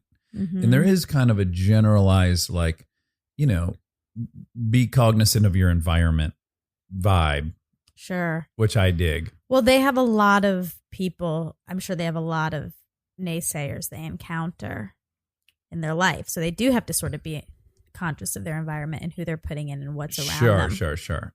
Right? Yeah. And who's a suppressive person, an SP. Yeah, an SP. Yeah. I'm friends with a ton of Scientologists, and I'm always nervous they're going to label me an SP and we can't be friends anymore. But thus far, it hasn't happened. Really? Yeah. What do you have to do? Well, I did ask a guy who had left the church, and I said, am I dancing on razor blades if I want to? Like, because I'm just curious, right? So we'll be in Yeah. the car, and like I was on a road trip with Erica Christensen, who's very vocally and openly a Scientologist, and now, I'll just start kind of asking her, like, why is it that you don't have access to all the literature or scripture? Like, the Bible's the Bible. They give it to any Christian. Here it is. There's no, you don't have to obtain a certain level to There's then no get withholding. that. Yes. Yeah. And then further, I was curious, and this is my issue with Catholicism is everyone's working off this document, the Bible. And how on earth does the priest have more info than anyone else? The only info to have is in this one book. So Yeah. this dude is like, it would be as if you were in a book club and one guy knew more about Catcher in the Rye than anyone else. I Right. just don't buy that. You all have the same book. You can Yeah. read it. There can't be an authority on it as long as you can read. Yep. And I was kind of, challenging that. But in doing that, I started getting nervous because I love and adore Erica, and I certainly don't want to step over a line and get labeled an SP. So I asked this guy who had left the church, and he basically told me, whether he's right or wrong, the only people that are really run a risk of being labeled an SP are people who are in the church, then leave, then start proselytizing against it. Got it. Again, this would require yet another fact check round, but Yeah. here we are. Fact check part 2. This could be an endless Interesting. thing, right? It could be just a Sure. vortex of, yeah, okay. Okay, so then you mentioned a story. You talked about a story where Danny Masterson was under the influence while driving you. Okay. From my perspective. From your perspective. Yeah. Yeah. I mean, I'd seen him let's have clarify. cocktails and then we got in a car. That seems pretty conclusive. That's but not really your perspective. That's just the truth, Yeah. probably. He may see it differently. So then we talked. So then you mentioned the statute of limitations. So I looked up what the statute of limitations is. For drunk driving. Mm-hmm. criminal DUI offenses. The statute of limitations for a misdemeanor DUI is generally 18 months from the date of offense. Oh. And the statute of limitations for a felony DUI is generally 3 years from. Also, either way, he is so in the clear. He's fine. Yeah, okay. You can talk about it all you want. Oh, good. I feel far less morally incriminating. Yeah, just less perplexed. Okay, and then this isn't a fact check, but I just wanted to say, because Ashton refers to a book, The Gene. Oh, uh-huh. And I just wanted to say that that's written by Siddhartha Mukherjee. I'm probably saying that wrong. We've heard him on Sam Harris. Yeah, exactly. He's kind of like the godfather of cancer research currently. Yeah. He Oh, is. I wish I would have realized that when we were talking, because we both heard Siddhartha talk quite extensively on that topic. Yeah, exactly.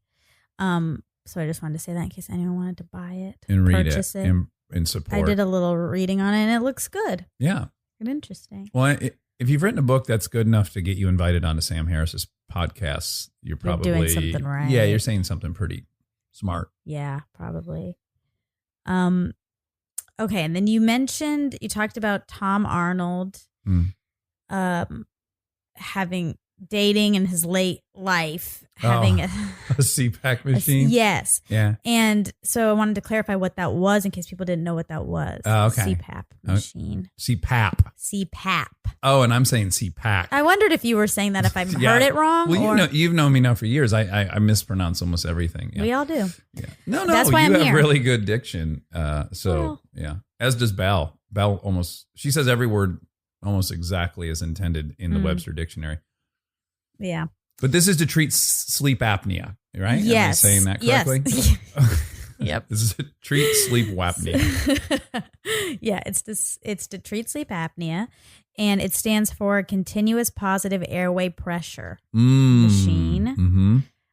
Yeah, and it provides some. And it's a cumbersome unit because my father had one, and it is it's large. It is. I'm sure they're getting smaller. And I think smaller. it's very loud. It's loud, and if you are a man of means and can afford the Rolls Royce of CPAPs, they have ones that also put moisture in there. They're kind of like a humidifier, so then that's yet another layer engine and and holding tank and all that stuff. Yeah. Yum. What would be your reaction if you hooked up with a guy and then you invited him to spend the night, and then he said, "Let me just grab something out of my trunk," and then he brought in? Would you find it endearing? Yeah, and cute? I would. Yeah, I would. Yeah, because you're a good person. I'm okay, Yeah. but yeah, I would find that cute. It is pretty cute. It's a pretty vulnerable move. My room's small though. I so would I don't know if rather it would die fit. in my sleep. I would rather stop breathing in my sleep on a first date than bring my CPAP machine out. Or maybe you just don't sleep that night. You just stay stay up. up all night long, Yeah. staring at her. That would For the first that would make 2 her or feel 3 safe. months. Yeah. Okay. So you guys also talked about the Happiest Baby on the Block book. And you discussed the 5 S's, and no one could remember the last S. Wait, can I try it again now that we're not there? Say them all 5 of them. Okay. Sucking, swaddling, swaying, shushing, and sucking, swaddling, swaying, shushing. Fuck, I don't know. What is it? Okay. Swaddle, side stomach position. Oh, That's the missing one. I totally forgot that. Shushing, swinging, sucking. Okay, great. Now you know. Know that you're not going to have any more children. Also could be applied on a first date. Hmm. Harvey Karp? Is that Interesting. his name? Yeah. Dr. Harvey Karp. Yeah. Yeah.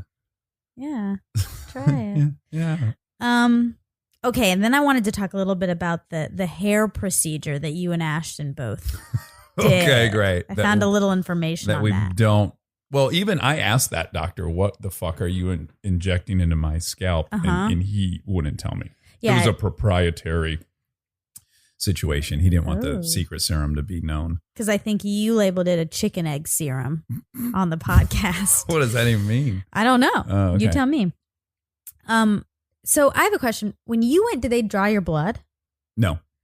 Oh, so this must be an advanced version that I looked at. Again, I think I was pretty clear. I think it was probably hocus pocus. No, this is a real thing. Oh, I found a okay. lot of information on it, actually. Okay. It's called PRP, platelet-rich plasma. Does that sound right? That sounds way more high tech than what So I maybe think they I was just getting. evolved since maybe you were an early adopter. Oh, maybe. Yeah. But it's a stem cell treatment. Oh, really? Yeah. Well, now I'm excited that I should look into that because that sounds legit. Yeah. They draw blood. They and then spin it. They put it through a centrifuge separation process. Uh-huh. And then you get this plasma. Mm-hmm. And then they apply that plasma to the scalp. And yeah, they use like a. Oh, PRP. Is that what you said? Yeah. Yeah. So I have had that on my wrist. Oh. Yeah. And you've had Because it on your head. Ricky Glassman's a big proponent of it for his knees from playing basketball. And he recommended it might be beneficial for my wrist because of my arthritis. And Got it wasn't for me, which is not to say it wouldn't be for you. Yeah. PRP. Interesting. And did it stab you?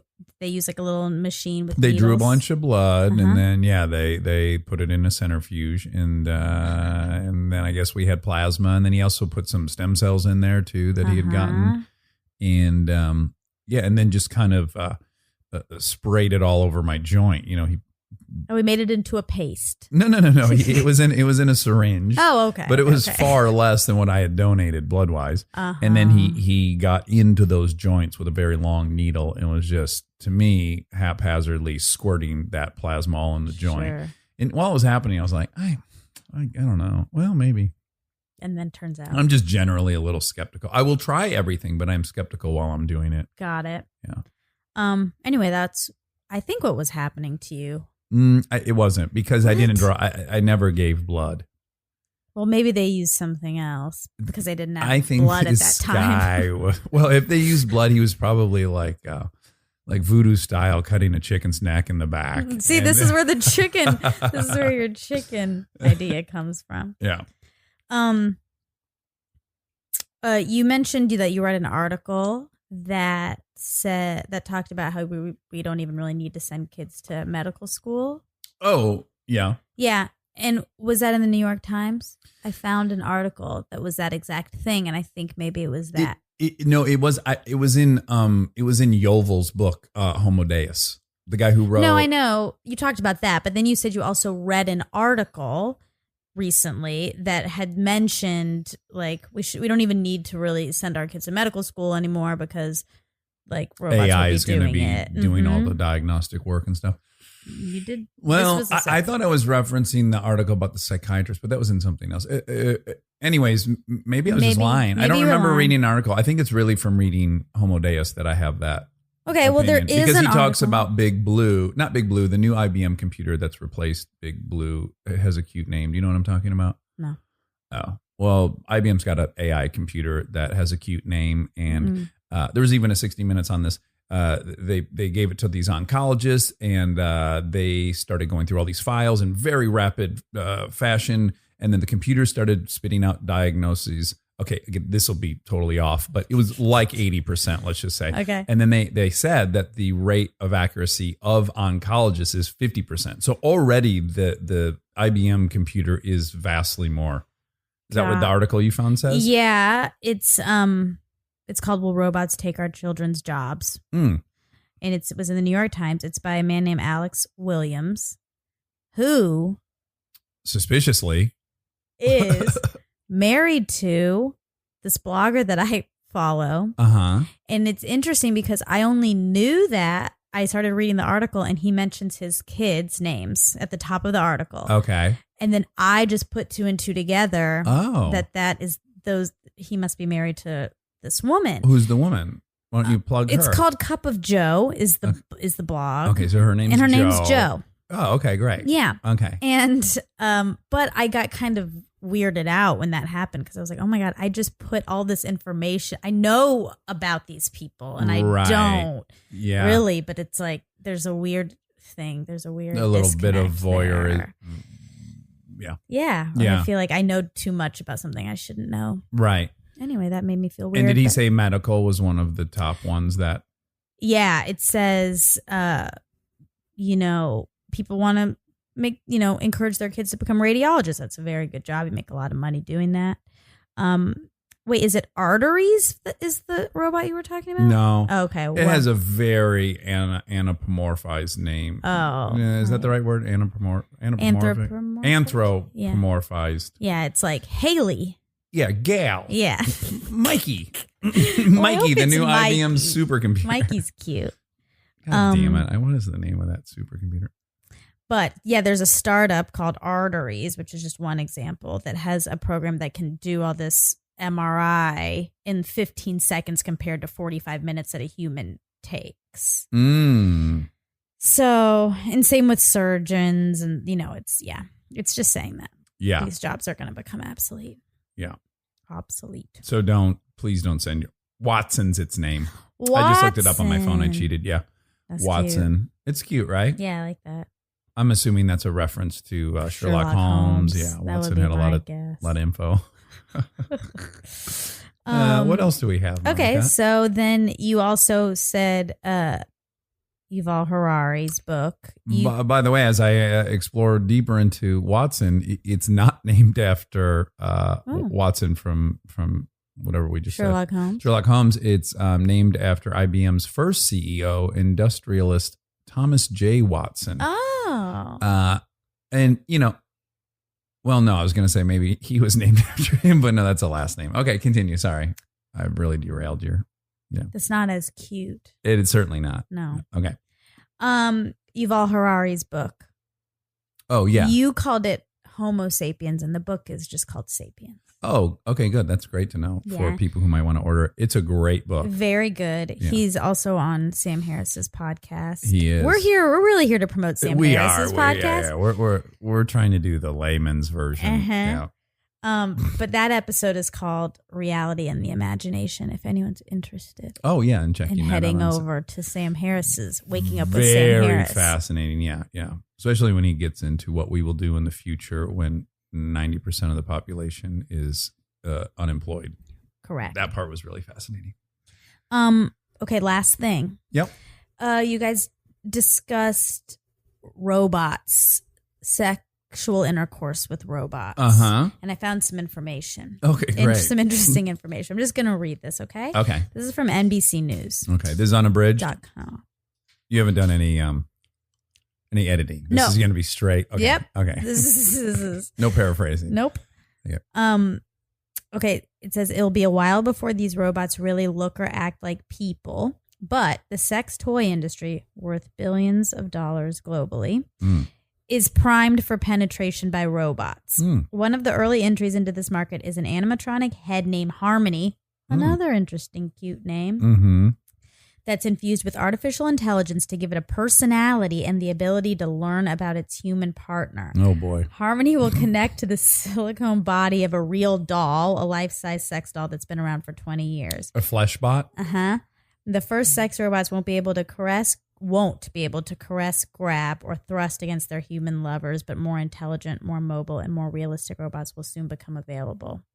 Let me just say that when those things are available and they're affordable, I will 100% do it. Mostly to see, to confirm my suspicion that I'm really only interested in sex insofar as that I'm being desired. I think that's the big appeal for me. It seems it's clearly when you read these sexual harassment details that some guys are getting off on much different things. Power. Than me. Yeah. That's different. Yeah.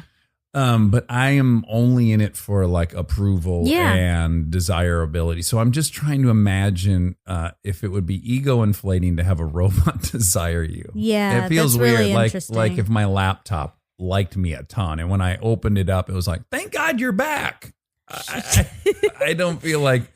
I don't know. I don't know. I guess it depends if on. they could perfect that the interface in the AI in a way that it was organically and believably telling you things like, "You're the best I've ever had. I couldn't live without this." Then I think it would be pretty exciting. I wonder. And I am very pro people having sex with robots, even when they're married and monogamous. Even if these robots like know you. See, Sure, that's absolutely. Yeah. even still. Yep. If Kristen had a robot that she fucked, a few times a week, She enjoyed that. I just can't imagine seeing that differently than her getting a deep tissue massage she liked. Oh, but what if she enjoyed the company of this robot so much that she was like, I'm not going to watch the movie tonight with you because I'm just going to go into the other Go fuck bedroom for a while. with Harmony. Well, yeah, and I have a very easy answer for that. If this thing starts taking away from my needs, then that's an issue. Yeah. Yeah. But they might. I think all these things, all these jealousy issues, you're avoiding what the real question is are my needs being met or not? That's Correct. pretty much the only thing you're entitled to ask for in a relationship. Yeah, so I if agree. my needs are being met and she's, quietly, without me knowing, fucking this robot 6 times a week, who gives a shit? I don't care. Yeah, I agree. But I just mean if they get more and more intelligent, they may become more and more desirable as likely. partners? Yeah. Well, okay, then that's a much bigger issue. Yeah. And I'm not going to keep her from being super happy with the robot if that's what she, wants. Well, we'll see. We'll see. Next episode, We'll report the data back. will be in. Well, thank you, Monica, for correcting me. You're welcome. I look forward to the next lashing.